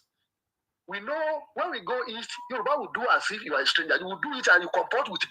It's like education. Yeah. When you go to school in Calabar or you come to school in Ife, we call school as a community within the community. That is to say, yeah, University of Ife cannot be higher than Ife community. yes. Every program of University of Ife, OAU, must be in conformity with the practice of Ife community. If Oni of Ife says today is the ritual day, the school must vacate, must be on strike. The school must vacate. You cannot say because school is on Monday, nobody should pass through Monday, and somebody say because I'm a lecturer in the University of Ife and I'm a governor, I have to pass it. When they say this place is not go area, you have to leave it. What I'm trying to say is that whoever that want to succeed in another person's land must respect the culture of the people, of your host. Respect the way of your host. You cannot succeed in Nigeria when you are not having good mind. Okay, majority of these people that are called Nigerians say they've called Nigerians before now, Abi, and they still want to succeed in Nigeria. Is that not funny, my brother? Yes. They want to be president of the country. Why they are abusing the country? They want to be president of the same zoo. A country that could not work. A first nation. That's why I said something. I said, you know, I asked a particular question. I'm not saying the answer. Let me ask you. Maybe you will be the one to answer my question. Can I go ahead? Yeah, ask. Go ahead, sir. Yes. I said, why is it that 70% of the people that has been castigating Buhari, castigating APC, castigating Tinubu are either Christians or from South and Southeast? Mm. Why? Either they are from where? 70% of the people you see castigating Buhari, castigating APC, castigating Tinubu, 70% of them are either Christian or people from the South and Southeast. Why? They are from South or South. Is that what you're saying? Yes. 70% of whoever that is, go and check. Whenever you see people castigating, go and check their background. 70% of them will either be Christians or indigenous of Southeast and South. Why? That has been the picture. So people criticizing Buhari are people from the South side and all of that. Is that what you're saying? No, I'm not saying they are only from that side. I said 70% of the list of people you see. Yeah. When you see 100 people now telling bad things, saying ill of Tinubu or Buhari or anything bad about them, go and check them. 70% of them will either be Christian. They could be Christian from any other part of Nigeria. Are you getting it? Yeah. Or they are the indigenous of either South or Southeast. Go and check it. No, but that is not correct. That is not correct. No, but I'm correcting you now. When you ask a wrong question, you get a wrong answer. But I'm correcting you that is not correct. Many people have criticized Buhari. I can mention all of them. One famous Yoruba commentator on Arise TV. I've forgotten his name. Okay. He's a Yoruba man. Okay. He has been saying what he don't like about Buhari.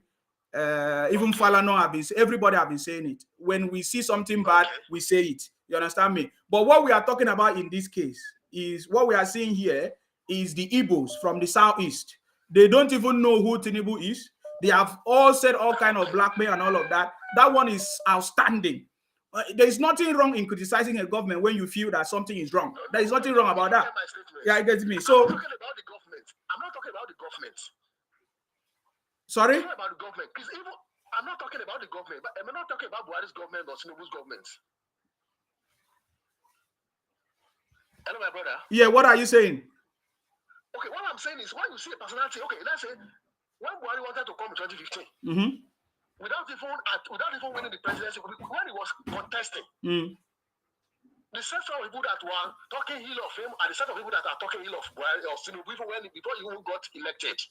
I'm not talking about Christian. Now Tinubu is the president now. You are allowed to criticize him objectively. I'm not talking about the government leadership of him.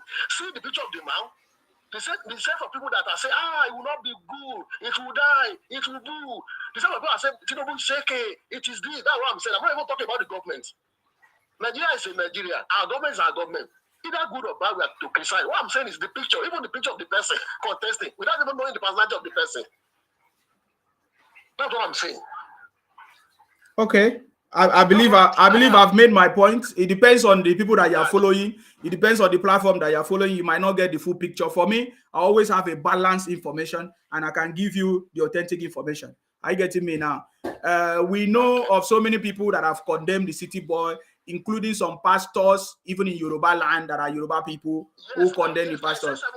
So, my brother, 70% is completely wrong. Are you getting me now? If you thought, we know the people that are actually fighting the government. Are you getting me now? We know them, and we can mention their names out. Or even the people that are fighting Tinubu, we mention. Me, I'm not afraid to mention them. You are even afraid. You are even part of the problem, because you are the people that have been classifying Akwa Ibom people as Igbos. You are even part of the problem, because you don't know the truth. And if you know the truth, you don't come out to say it. You understand me? No, I'm telling you that you are part of the people who don't speak out, who don't mention the people that are causing the problem by their names. You understand me? Because if you begin to mention them by their names, we will solve the problem. When you hide it and say you want to be diplomatic or you want to be good, then that is where the problem is. You understand me? So anyways, I understand your contribution today. You are and I so much appreciate it. But right now, there is solution. Are you getting me now? So we should focus on the solution. The people that have refused to accept the solution that have been presented to us by our president are the people that we are talking about. They are the criminals. And that is the people that we are talking about today. You understand? Okay, we know that many things have gone wrong in the past. We cannot bring back the past, right? We cannot bring back the past. But now we have a president who is trying to fix the problem, right? He said, I know the challenges. I want to fix the problem. I want you to trust me. I want you to sacrifice. I want you to work with me. But they refuse. They continue to cause the problem. Those are the people that we are mentioning their names and we are calling them out, sir. So I want to say thank you very much for your contribution. I appreciate you. Thank you very much. Hello, your name and where are you calling us from, please? Yes. Hello, your name and where are you calling us from, please? Hello, your name and where are you calling us from, please? Hello? Yes. How are you? Go ahead. We are live and direct. You want to make your contribution? Yes. Please go ahead. First of all, happy Democracy Day. Happy Democracy Day. Can you speak up? Yes. Hello? Yes, go ahead. Yes, happy Democracy Day to Nigeria. Happy Democracy Day. Yes. I know that the good has come, but the best is yet to come. And I believe that next year by this day, a lot of people that are lamenting today will reduce. They are not going to stop completely, because there are some people that, even if you give them heaven and earth, you can't satisfy them. But those that want to be satisfied, those that want to feel the impact of our president will feel the impact. People should just be patient. They don't just expect this thing to be like magic, that everything will just know. We have to suffer before we see light at the end of the tunnel. And I want to counter this with the last caller, the man that said that a lot of people opposing Buhari are the southeast and the south. No, the northerners are even the more people, criticizing his government. Why? Because Buhari is a good leader, is a powerful leader, that we know. But Buhari did the right things at the wrong time. Why I say so is because, the northern people, they are not into all these social media thing, blogging thing. And besides, their way of blogging is mainly in the Hausa language. And a lot of people will just be passing, they will not even understand what they are saying. But the truth is, the northerners really, really criticize Buhari. I remember one time when he visited Kano and his hometown, he was stoned. Yes. That was because the way people were angry with him. Buhari did some things, but mostly his projects were more of infrastructure. And as a leader, you have to consider the basic needs of the people, especially the poor people, which are food, security, shelter, and so on and so forth. But Buhari did massive projects that, at the end of the day, if you look at it, will only benefit the rich, not the poor. Like, right? And the hospital he did before he handed over. That hospital to me is of no use, because he said he did it for the VP and the first and second family and whosoever. But if you check it, they will not still use the hospital. When there's an emergency, they will still go out. That money would have been, channeled into public health care and all of these things. So it's not true that the people they are criticizing Buhari are from the Northeast, and everybody criticizes it because At first, 2015, we saw Buhari as Messiah, as somebody that will come and, transform this country. We crave for change. We gave him the chance. Everybody voted for Buhari in all the region. But at the end of the day, he failed the people, and that's why people are angry with him. Yeah. That's just it. Yeah. So are you going to say that Buhari failed? I did not say he failed completely, but he failed especially the poor people. He failed them because if you check, his government, it was nothing to write home about when it comes to the basic need of the people. Like there was inflation, the insecurity. He promised us that because 2015 the only thing we know was Boko Haram insurgency, but all of a sudden the security, he promised us that once he become the president, there's nothing like insecurity. Now we have bandits, we have IPOP, we have flying henchmen. A lot of people, a lot of agitators started coming up. The Mieti flying group, they started coming up. The IPOP group, the kidnappers, the bandit, the unknown government, so many things. And there was insecurity, there was no electricity, nothing was just going in the country, everything was just stagnant. So that's why, and I said he made infrastructural development, that for sure. Like the cancer healthcare center he built in Kano, all these things there. But if you check it, that cancer center, poor people cannot access it. That's just the problem. That's why I say most of his projects are just for the rich, because poor people are yet to access all these things. That's why he didn't fail completely, but he failed a lot of people. That's just... Anyway, thank you very much, my sister. The only thing I can tell you that Buhari was a big time failure. But I believe that very soon you will see how everything will come out. But I appreciate your opinion. Thank you very much. All right. Okay. The line is open. If you want to call in, you are free to call in and make your contribution. The line is open. If you want to call in, you are free to call in and make your contribution. Right now, we are looking forward to the City Boy government, and then maybe if you have a comment on the address, if you have listened to the address, what do you have to say about the City Boy address today? Calling for everybody to come together. He understands the pains of all of us, but then we need to give him time, patience, sacrifice, and trust his government to deliver. I think that is one of the messages that I got today. For your trust and belief in us, and take our resources away from the stranglehold of a few unpatriotic elements. Painfully, I have asked you, my compatriots, to sacrifice a little more for the survival of our country. For your trust and belief in us, I assure you that your sacrifice shall not be in vain. The government I lead will repay you through massive investment in transportation, infrastructure, education, regular power supply, healthcare, and other public utilities that will improve the quality of lives. The democracy MK Abiola died for is one that promotes the welfare of the people over personal interests of the ruling class, and one where the governed can find personal fulfillment and happiness. That is the hope MK Abiola ignited throughout our country in 1993. On this year's Democracy Day, I enjoy all of us, to rededicate ourselves to strengthening this form of government of free people that has been our guiding light these past 24 years.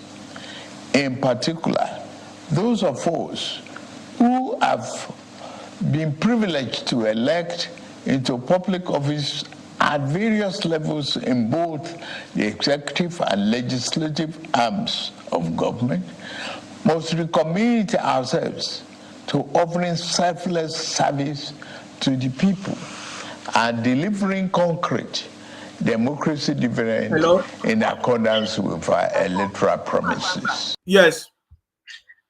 No, the city boy himself. The city boy is here, please. Go ahead. Well, good morning. I salute you. We really appreciate you. Yeah.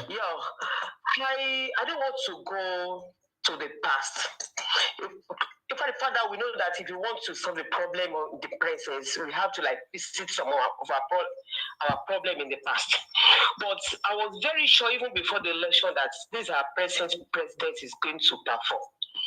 I do tell people that he is going to perform. What we just need is patience, cooperation. Let's cooperate with him. There is no way we will not suffer. We are going to, but this is going to be all right. Mm-hmm. But now, my point now, number one point I want to give on to you that we're going to work on now is, yes, President Tinubu has a lot to attend to. And we, the citizen, we have a lot to attend to as well. A lot. If I want to give you like 2 examples now, just how many weeks now to how many days our president came on board, the price of the gas dropped, and also improved. The way they give us electricity now improved, and I'm very sure that there's not even attended to that. That means we have a lot of people, a lot of cabals. They were just there to eat us up and to suffer the masses. At the end of the day, we come out and be shouting government, government, government. And there is something I want you to do. I don't know whether you're going to like include it to this platform now or later you're going to work on it. You know, we have House of Representatives. Yes. We have senators. Yes. We have chairmen of the local governments. We have councillors. And they give them constituency dues, which is supposed to come to the constituency and perform. And those are the ones that are supposed to work. And because they are very close to the grassroots, and they're supposed to work to the grassroots. You don't expect, after they've given them the dues that they're supposed to use for their constituency, that the president or federal will now come again to the local government and then what is the money they've given on to them that they disbursed to them? What is it doing? What are they doing with the money? What are they doing with the money? Like in my constituency now, the last one that they voted out, let me say they voted out because it started to go to another level. You know, they are not always satisfied with their position. It served 2 times. And I'm telling you, he did not do anything. Nothing. What does he do? Just for him to collect the money. He went there to go and represent us here. He went there to represent us, collected the money, and we sat on the money. Mm-hmm. So we have to like start calling their names out. I collected his number. Immediately we did the presidential election. And then the guy refused to reply me. I shouted him up. I called him, he refused. And I told him that a lot of you are the ones, only President Tinubu's name. If you are close, I'm a Yoruba woman. If you are close to Tinubu, you have someone that has worked with Tinubu before, you will know that man that is a pace setter. He's a leader because a good leader produces leaders. A bad leader produces followers. Tinubu produces leaders, and a lot of them use his good heart to get to where they are now. If out of 100% of the people that Tinubu made today, if we have like 50% that is like Tinubu, that are like Tinubu, I'm telling you, we won't be saying what we are saying now. But a lot of them will make use of Tinubu integrity and the good heart and all that. And by the time they get there, they make use of the people also as a ladder. By the time they get there, they use that ladder and they break the ladder. Not that they even put the ladder on one side, they want to use it again. They'll break it. So after 4 years or 8 years, they will go back and take the ladder, build it back, and look for other people that are going to support them. You understand? Yeah. So we need to call the House of Representatives, senators. I've been calling them. Some of them don't even pick my call. And I don't think I needed to know them before I called them. We voted them in. And I can't even imagine after 4 years, all these people, because of they did not do their right thing and they didn't do their obligation at the grassroots, Tinubu is going to win or something, it's going to lose. I can't even stand it. I can't. If I did the operation, I did surgery, and after three months, this election came out. I came out from my house. I covered 5 polling booths during the presidential election. You understand? Yes. So we need to be calling their name. And let's not even need to be calling. We have to be calling their names out. Yes. This constituency, they have to come out and come and work. We will not allow them to rubbish this tenure of President Tinubu. We won't allow them. And if they did not come and work, they should know that the next 4 years we are bringing them out. We will vote them out. The power has come back to the masses now. And we will not even allow any one of them, every selfish or greedy set of them, to jeopardize the efforts that this man has put down. Everybody has his own past. Tinubu must have his own past. I have my own too. Izima, you have your own too. We are now talking that this man said is ready. That is ready, and thank God you can even see the LP as a representative member said that he didn't know that's intelligent. It's because many of them are just listen to the lies and propaganda from other. I don't even care about them. If you are close or you've worked with someone that worked with Tinubu, you know the man is highly intelligent. And when it comes to a man that have a listening ear, give it to him. When it comes to a man that has a good heart, give it to him. When it comes to a man that is rudely, he will promise you and he will rudely fulfill his promises. That is Tinubu for you. Yes. So now, what I call you, and I'm repeating it again, is the House of Representatives, the senators, the chairmen, the councillors. They must work at the grassroots. We should not leave this thing alone for the city board. They must work. And if they know they cannot work, let them scrap all those rubbish. If they know they cannot work, let's put people that, let's do other thing that, and let's get another office, a political office that they can go to the grassroots. Because something happened. Don't let me say I'm online. I don't want to. Maybe later I will call you. If during that presidential election, these people they didn't do anything. We are not bribing. Thank God if there wasn't money for us to even bribe. Thank God we don't even have. No, this is not a money vote or whatever. But when you don't do anything, even on the streets that you are living, you don't expect people to come and vote. No good road, and you are there as a local government chairman that is come and patch 1 or 2 things. You don't do it. No good health care around here that you can just, even constituency can just come and say, okay, let me just put 1 or 2 drugs here. No. And that's about. See, about my Igbo's brothers and sisters, I think by now they're supposed to have learned their lesson. That for the fact that people, Yorubas are accommodated does not mean that we are accommodated, that does not mean that we are full. And I'm telling you, it's not all of them that talk anyhow. We see how good ones among them, so that we have a lot of bad eggs. And because of their culture, their arrogancy, and the kind of pride that they have in them, you understand? But I just want them to know that, like someone like me, that are involved with so many things when it comes to Lagos states. When it comes to go to model school, for instance, out of 100% students in model school, we have 80% that are Igbos there. 80% that are Igbos. And these people are receiving free education from Lagos State. And yet you come back and say Lagos are not doing anything. The problem is that the Lagos state government is not providing this information online. Like in the UK, every information you need is provided to the public. That is when everybody is educated. Education is the kind of education we need is what is missing. That is why we talked about the national orientation programs. We have said this many, many times. Let whatever money that the government is giving to every government, for example, federal government give money to the state, it needs to be published. We want to see. We need to have a central system where we can verify what government has done, the monies disbursed, the project, and what this money have been used for. That is why countries like the UK, US, everywhere is progressing, because whatever information you need is provided to the public, because these politicians, they are serving the public, not themselves. If not, they are criminals and will bring them out. For your information, ma, I know what you are saying. Let me tell you, this what we are saying. You know, before I was supporting Biafra.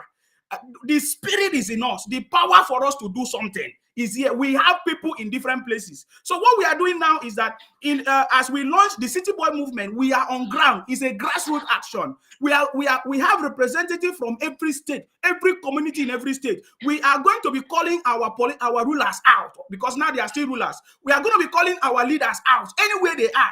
If money is given to them and they are not using it, we will call their names. If there's a road that is killing people, we will bring it out. We are working grassroots action. So this is what the City Boy movement is about, ma. So please go ahead. Yes. Thank you. Thank you very much. And so that information, in fact, you were faster than me. That information is very important. You know, when you are doing a lot of things and people don't know that you are doing things, there's no way all these bad people will not use it against you. But I can talk of what I know very, very well. When it comes to free education, I don't think we have any other state in this country that gives free education like Lagos State. I don't think we have. And I'm telling you, Igbos are even more beneficiary of it. And what are we going to do to curb that?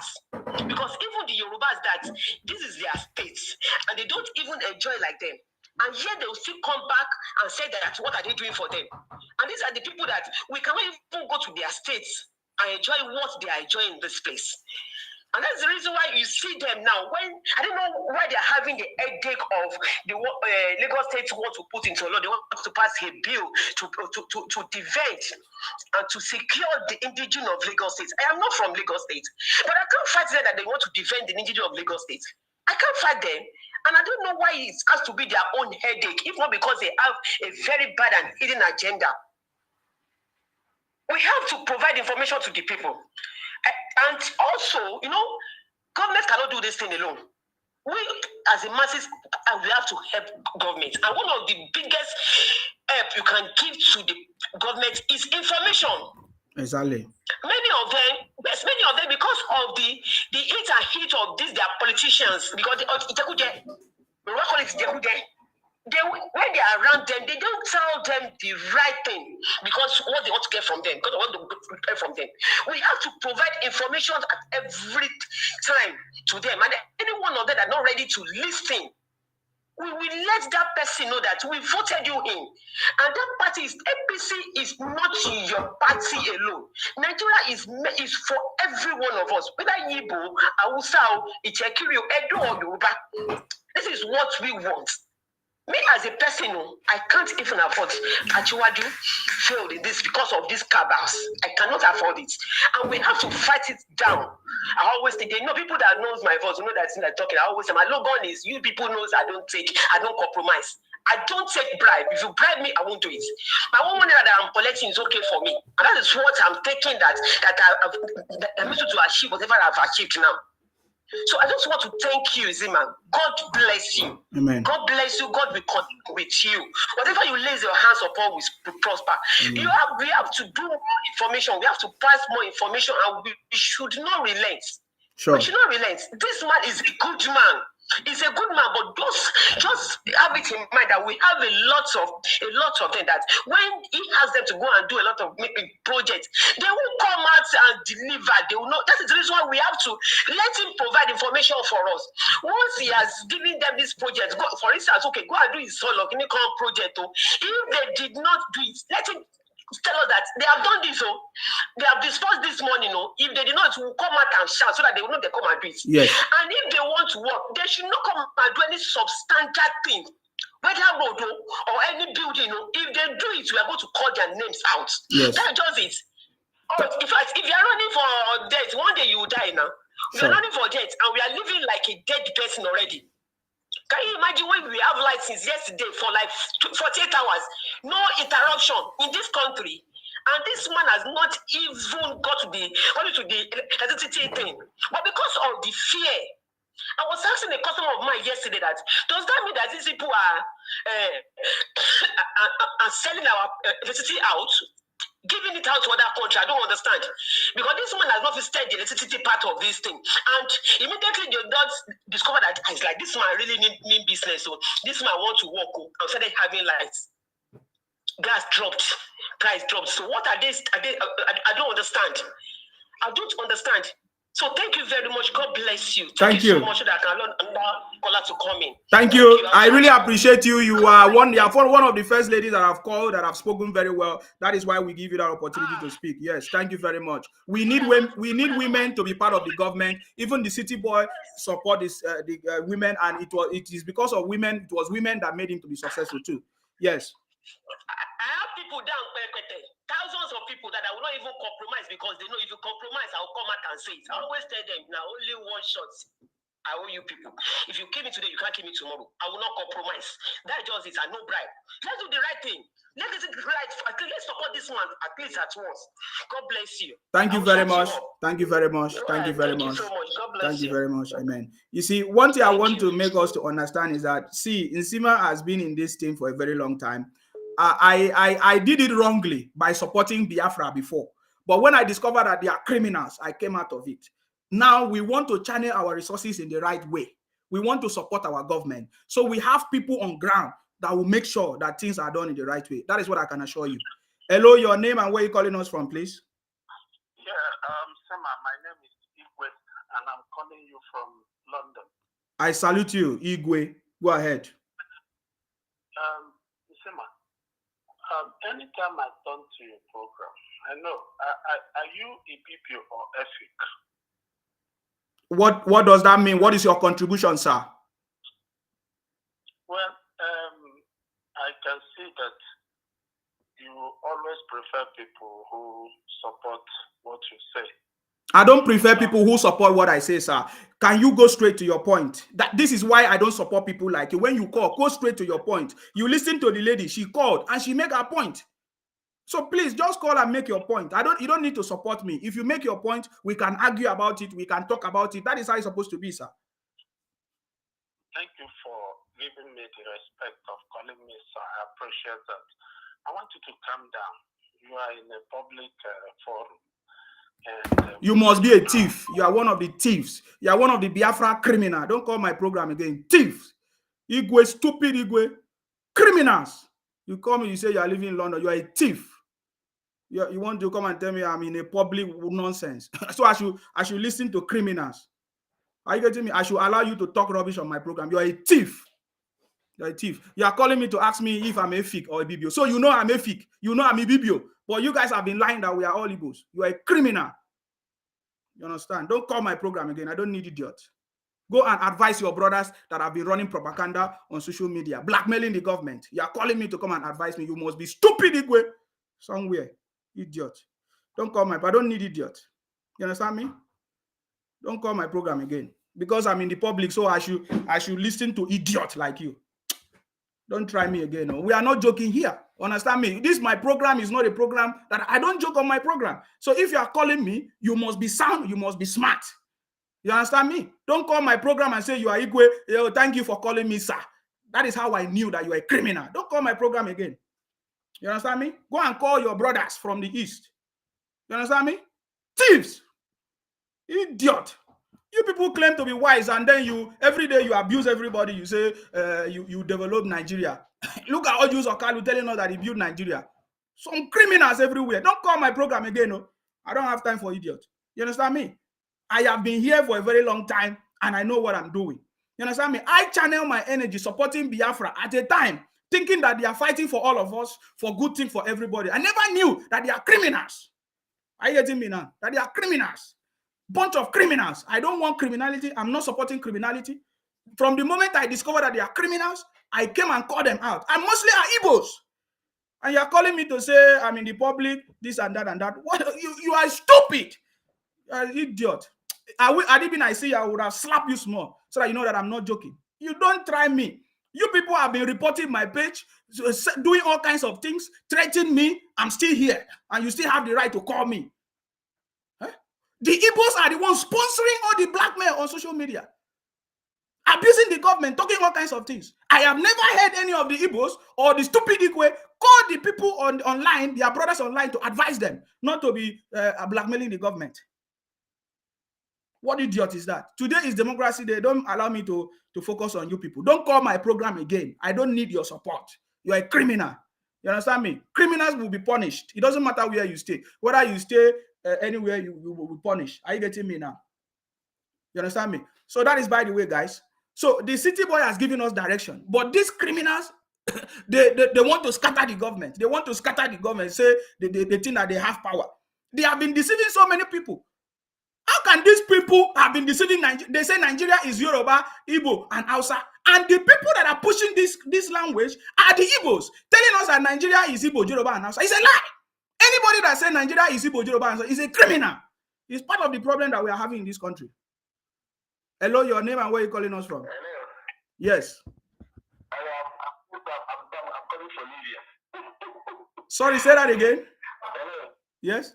I'm Samson. I'm calling from Libya. Samson calling from Libya. Please go ahead.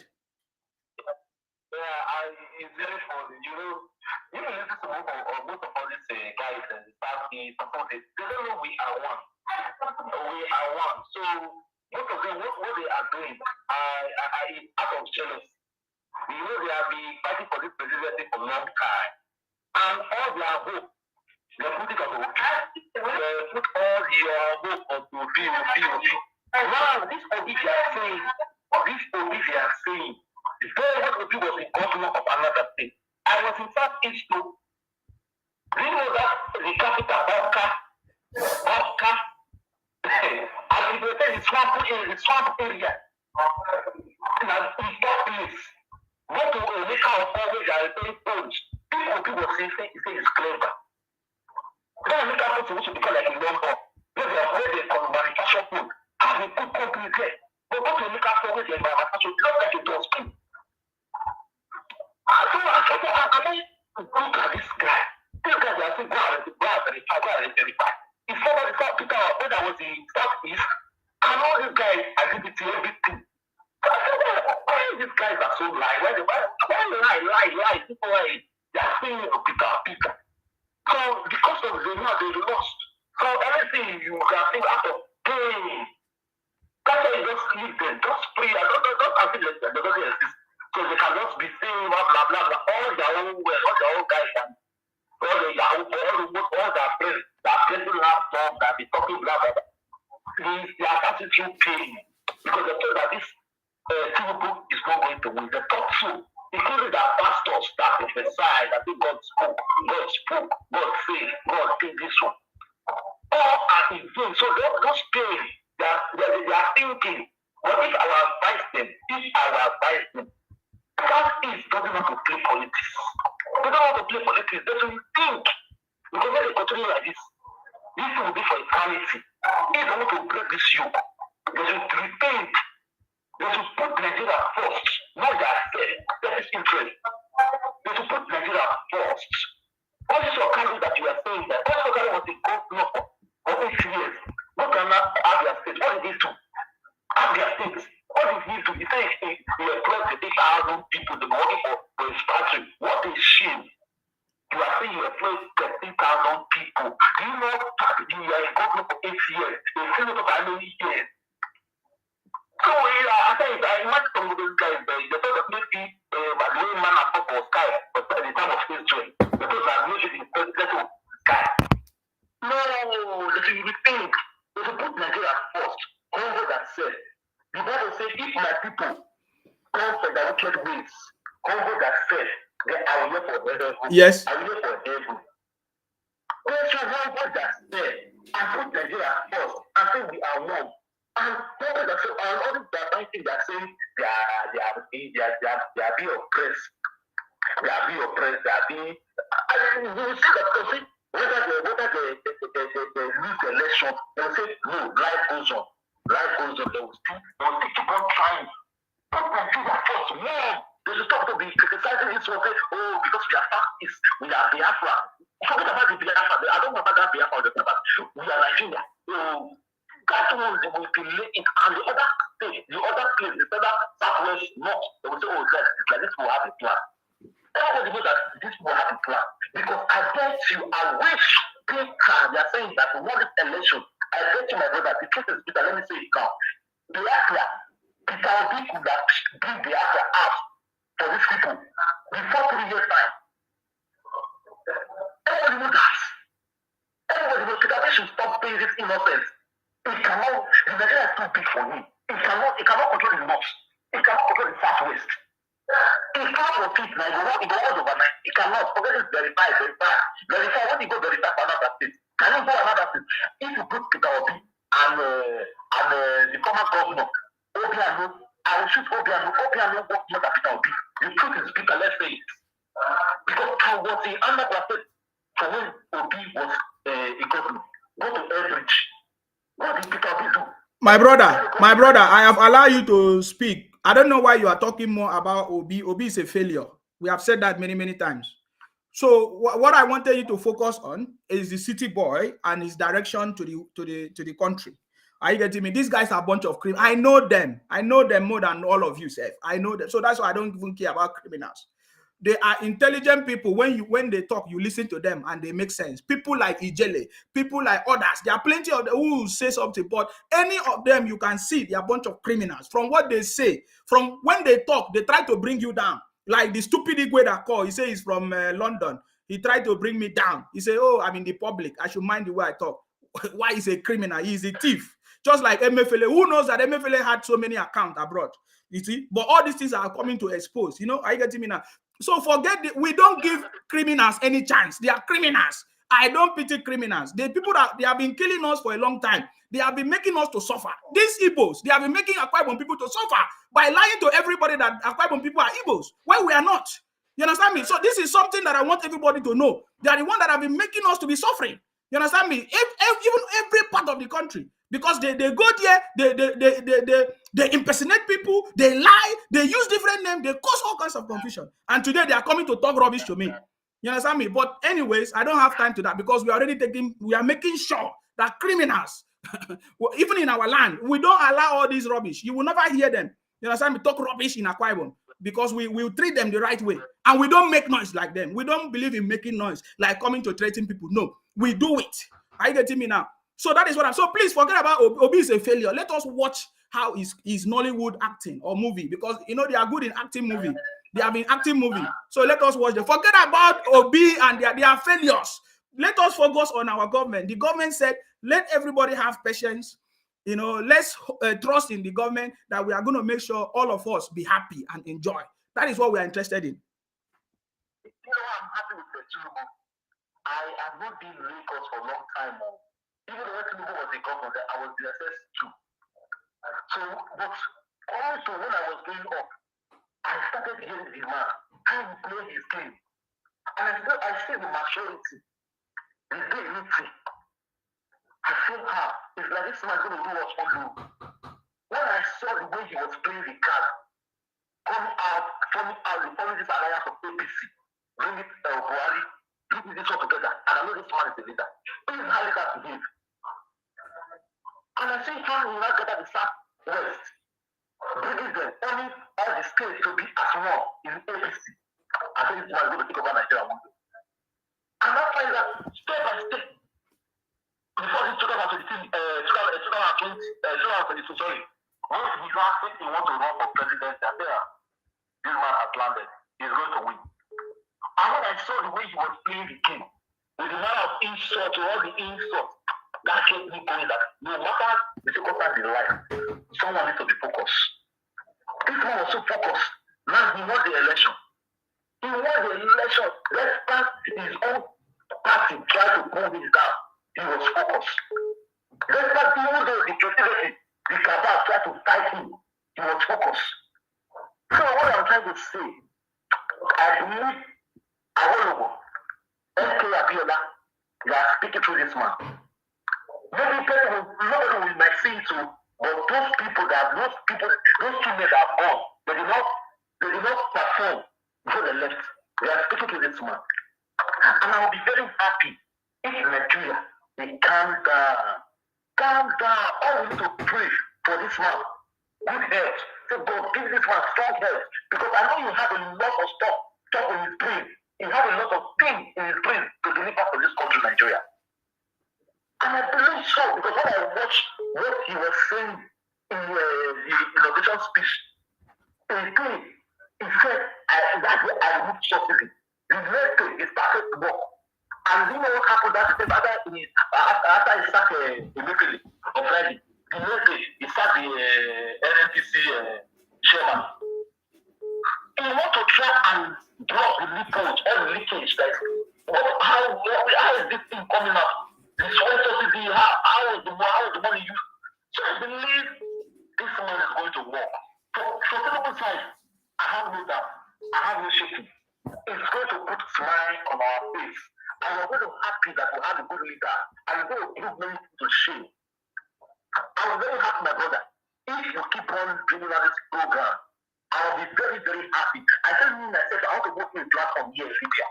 Live here. I want to be open. I want to see the way you are talking, the way you are bringing out the good stuff. I want to see the bringing out here. I want everybody to know about this man. Yeah, let's do it. Keep quiet.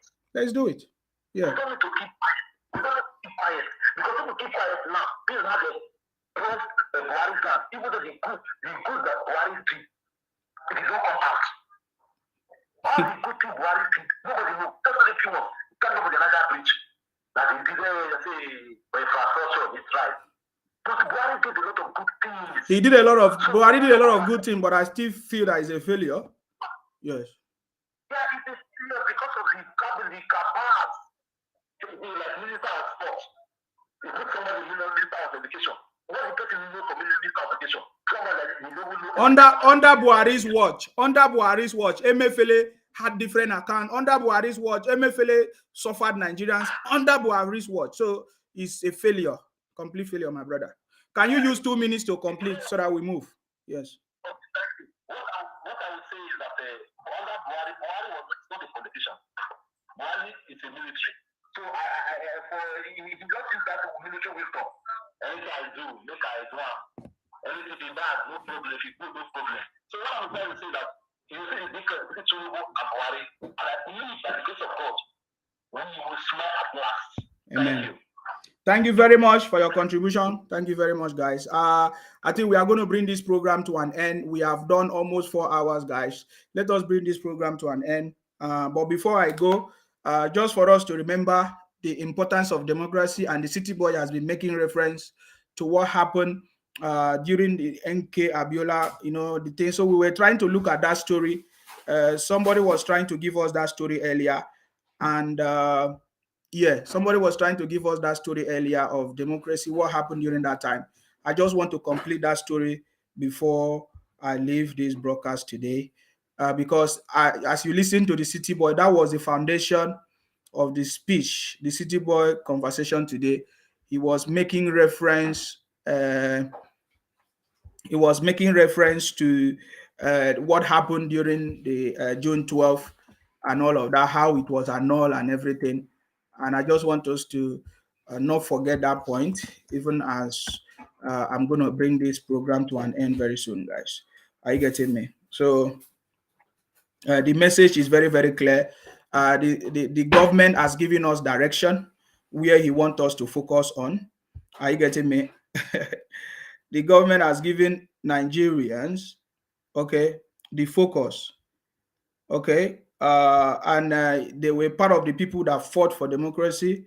The City Boy fought for democracy to the point that is what actually give birth to what we are talking about today, guys. Are you getting me now? The City Boy was part of the people that fought for democracy that give birth to what happened today. Their struggle is what gave birth to the end of what do you call it? The end of military rule as at that time, because they fought for it and they continue to fight and they keep fighting until some people, they had to run away. Are you getting me? They had to run away. So, guys, I just want to bring that conversation again. Hopefully I can get it, because now I can't even get it again. Oh my God, I can't even get the video again. Hold on, guys.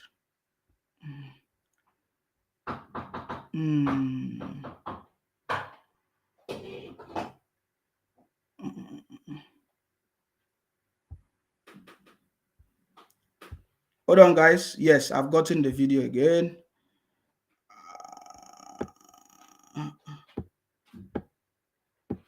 Very important conversation, which is very, very important.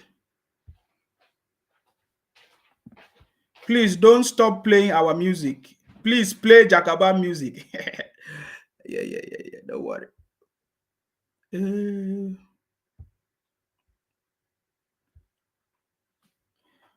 right. The presidential election was generally seen to be free, fair, and peaceful.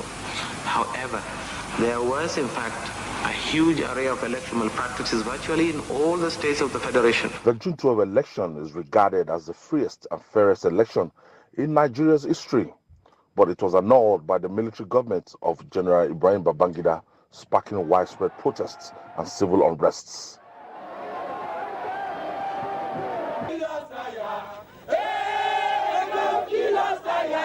At the time, Bola Tinubu was a key member of the pro-democracy movement, an influential figure. That is the picture. That is the picture I wanted us to see. The picture of Dele Momodu with the city boy.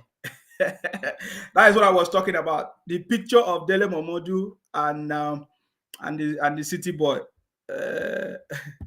Key member of the pro-democracy movement, an influential figure of the National Democratic Coalition, NADECO. It was a group of pro-democracy activists formed in response to the annulment of June 12 election. Tinubu played crucial roles in mobilizing support for the pro-democracy movement and organizing protests against the military government of General Sani Abacha. So you want to cover and preempt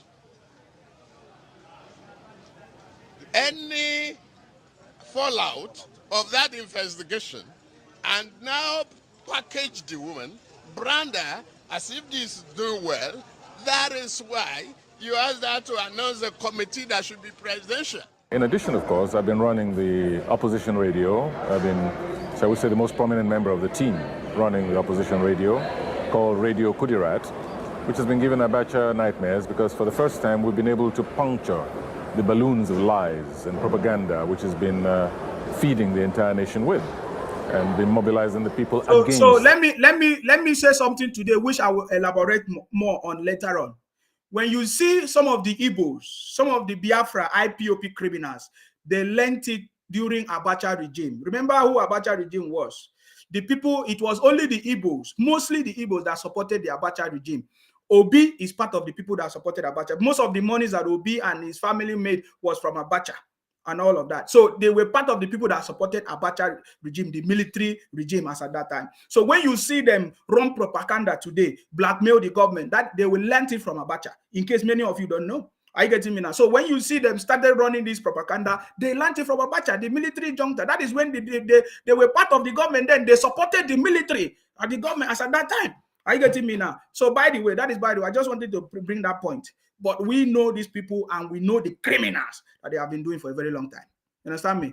Please, go ahead. The election, the so-called democratic process. But Abacha wanted to get rid of the people he feared most at that particular time. The late dictator had taken over power in November 1993 from the interim national government of Ernest Shonekan, hurriedly put in place by General Babangida after the annulment.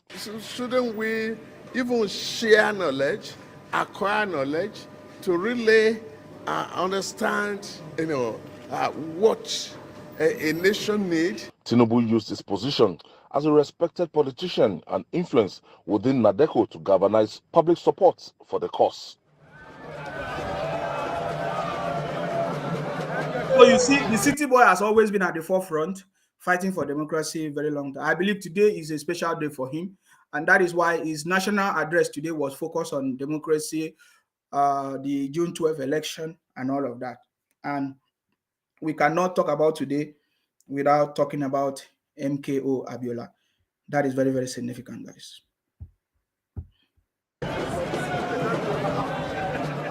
His efforts, along with those of other pro-democracy activists, helped to raise awareness both within and outside Nigeria about the injustice brought by the annulment and the need for democratic governance in the country.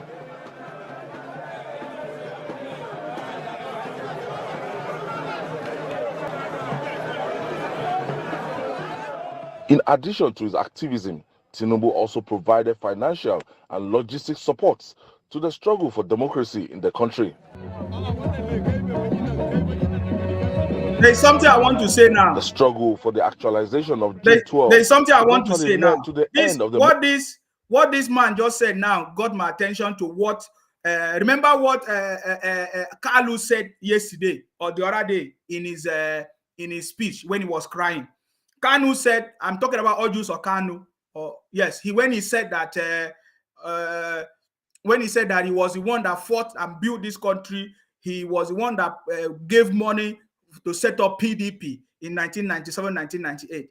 You listen to the commentator telling us that even the city boy, President Tinubu GCFR, was part of the people who contributed to fight for democracy. So if Kalu should tell us that because he gave money to form PDP party, that makes him somebody that built this country, that built Nigeria. What about the man who actually fought for democracy? Where was Ojus Okalu during the fight for democracy?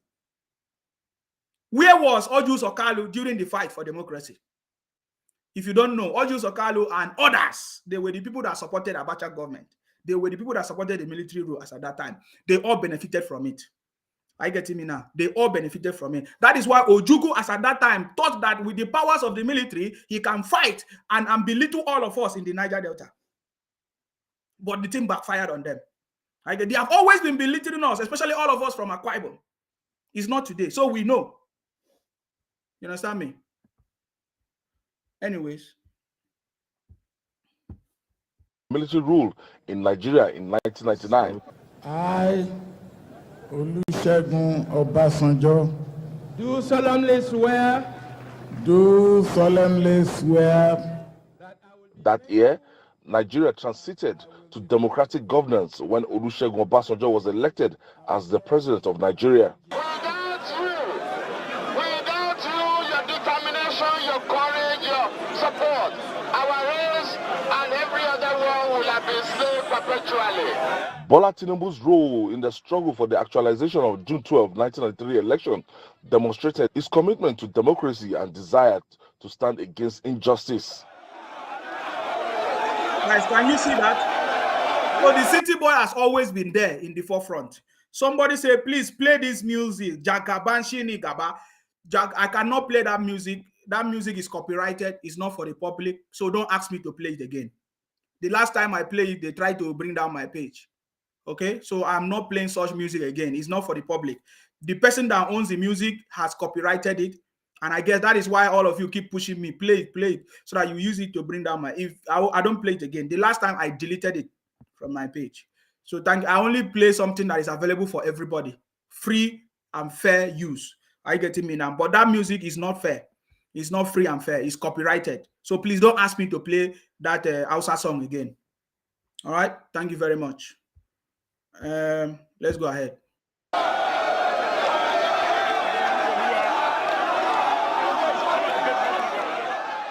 In the years that followed, Tinubu continued with his political career and became a prominent figure in Nigerian politics, serving as governor of Lagos State from 1999 to 2007.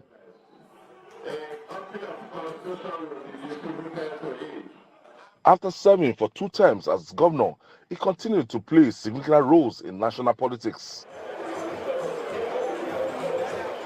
Tinubu and other political allies from the All Progressive Congress (APC) on the 6th of February 2013 as a major opposition to the then ruling People's Democratic Party (PDP). Thank you for the great challenge. You have been challenged as newcomers. In trust we put you. That trust you cannot abuse. We be with you. We work with you. But if we need to fight you, we'll fight. Did you see why I support the city boy? Did you see why I support the city boy? We are talking about unity. But when there is a need for us to fight you, we fight you. Are you getting me now? That is what we are saying. We cannot reward criminals. They are the ones that brought down this country. You didn't listen to what the city boy said. I want to play that again so that you pay attention to it. It's one of the reasons why I'm playing this video. Are you getting me? So that you understand something.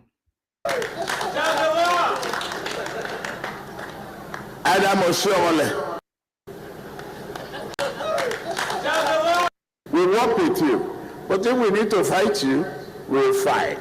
We work with you, just like the city boy is telling everybody. The city boy is telling, let us come together. Let us unite and work together. But you see, if there is a need for us to fight you, we will fight you big time. Don't remove fighting out of what we are doing. There are people that don't want to work together with the city boy to bring for us to achieve success. We fight such people. They are criminals. Are you getting me? For me, I understand them very well. So in case you don't know that I think it's one of the things. I have the video properly, but I just wanted to bring it out so that you see it. We want to work with everybody. We want unity. We want peace in the country. But if you are part of the people thinking that you want to bring down the government, we will fight you big time. That is why we are here. So don't get it twisted.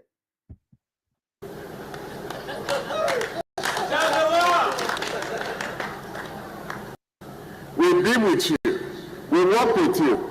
But if we need to fight you, we'll fight.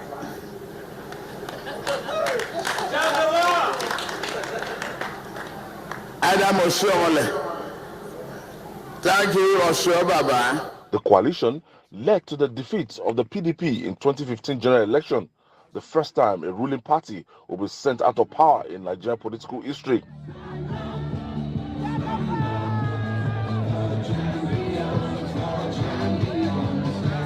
Having contributed significantly to the victory of APC in 2015 and 2019 elections, Tinubu joined the race for the 2023 presidential poll, emerging victorious at his first attempt at the presidency. The road has been long, yet we walk it. The battle has been hard fought, yet we won it.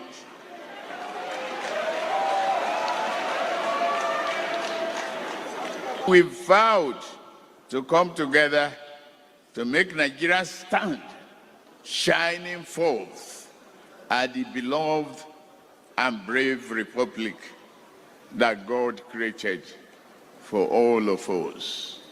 We are committed to the progress, development, and renewed hope of Nigerians. Ayodele Uzubakun, TVC News, Lagos. So that was a nice piece, and I just decided to play it because everything they say there actually makes sense. So yes, so that is the city boy. He has always been at the forefront, fighting for democracy and fighting for today. So I believe today is one of the emotional day. You understand me? That the city boy, that the speech today. You see, we didn't see the city boy cry, but I believe that is one of the emotional day for him. It's a remembrance day for him. He remembered how he has been fighting for democracy, what they did to him, but he did not cry. That is to tell you that we have a president that is intelligent, smart, and is ready to bring prosperity to the country, guys. So I want to say thank you very much for giving me the opportunity for listening. Join us, the City Boy movement. We are patriotic Nigerians. We are coming together, working together to support our government for the first time in history to make sure that we achieve success. Please join the City Boy movement. You can go to the website www.thecityboymovement.org and you can support or you can register, you can support us. We have some of the souvenirs, whatever you need, caps, everything, you can get it there on that website and it will be delivered to you wherever you are. That is part of the support that you're going to give to us. Thank you very much, guys. Stay blessed until I come your way next time. Of course, you know my name. My name is Akparawa Nsima. I'm from Akwa Ibom. Our job is to make sure we continue to fight in order to protect and to defend our land. We pray for our city boy. We pray for all of us. Nigerians, we pray for all of us to be alive, to see and to witness and to enjoy this new government, this new Nigeria led by the city boy. May God bless you. May God bless our president, give him knowledge, understanding, and the right team of people to work with him to achieve success in this country. May God bless you. May God bless all of us. May God bless our president. May God bless the Federal Republic of Nigeria, guys. Stay blessed until I come your way next time, guys. That's the only way forward. I can see all your prayers as well. Thank you very much for your prayers. All right, guys. Thank you very much. And bye for now. Bye-bye. Ade, Sophia, Vivian, where una dey? Na Dike Naija dey call una. I bring good news come give una today o. The good news wey I bring come so na the City Boy movement. The City Boy movement na movement wey patriotic Nigerians come together come create o. Dem create dis movement for the first time for Nigeria history to take support the government of President Bola Ahmed Tinubu to achieve success and good governance. I know say when you hear success so you feel say I dey talk about your girlfriend o. No, you get skill abi na idea abi na experience you get. Hey, Dike Naija, you don start with your grandma. You be organizer, bricklayer, abi you be shoemaker, abi you be electrician. Carry your phone, carry your ipad, carry your laptop, make you press the cityboymovement.org, make you go register am there o. The cityboymovement.org, make you go register am there o. No waste time. A time wasted is a life wasted o. Carry your phone make you press am, the cityboymovement.org, make you go register am there o. You study mass communication, business admin, data analyst. Carry your phone or your laptop or your palm top, make you press the cityboymovement.org, make you register that your idea, that your skill, that your experience for there o. Or you wan call dem for phone to take confirm if e legit. Press +447435372666. The phone number again na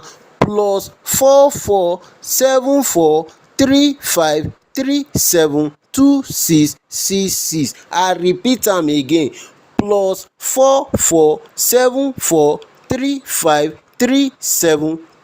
+447435372666. Or na email you wan send dem, oya na their email address be dis: info@thecityboymovement.org, info@thecityboymovement.org.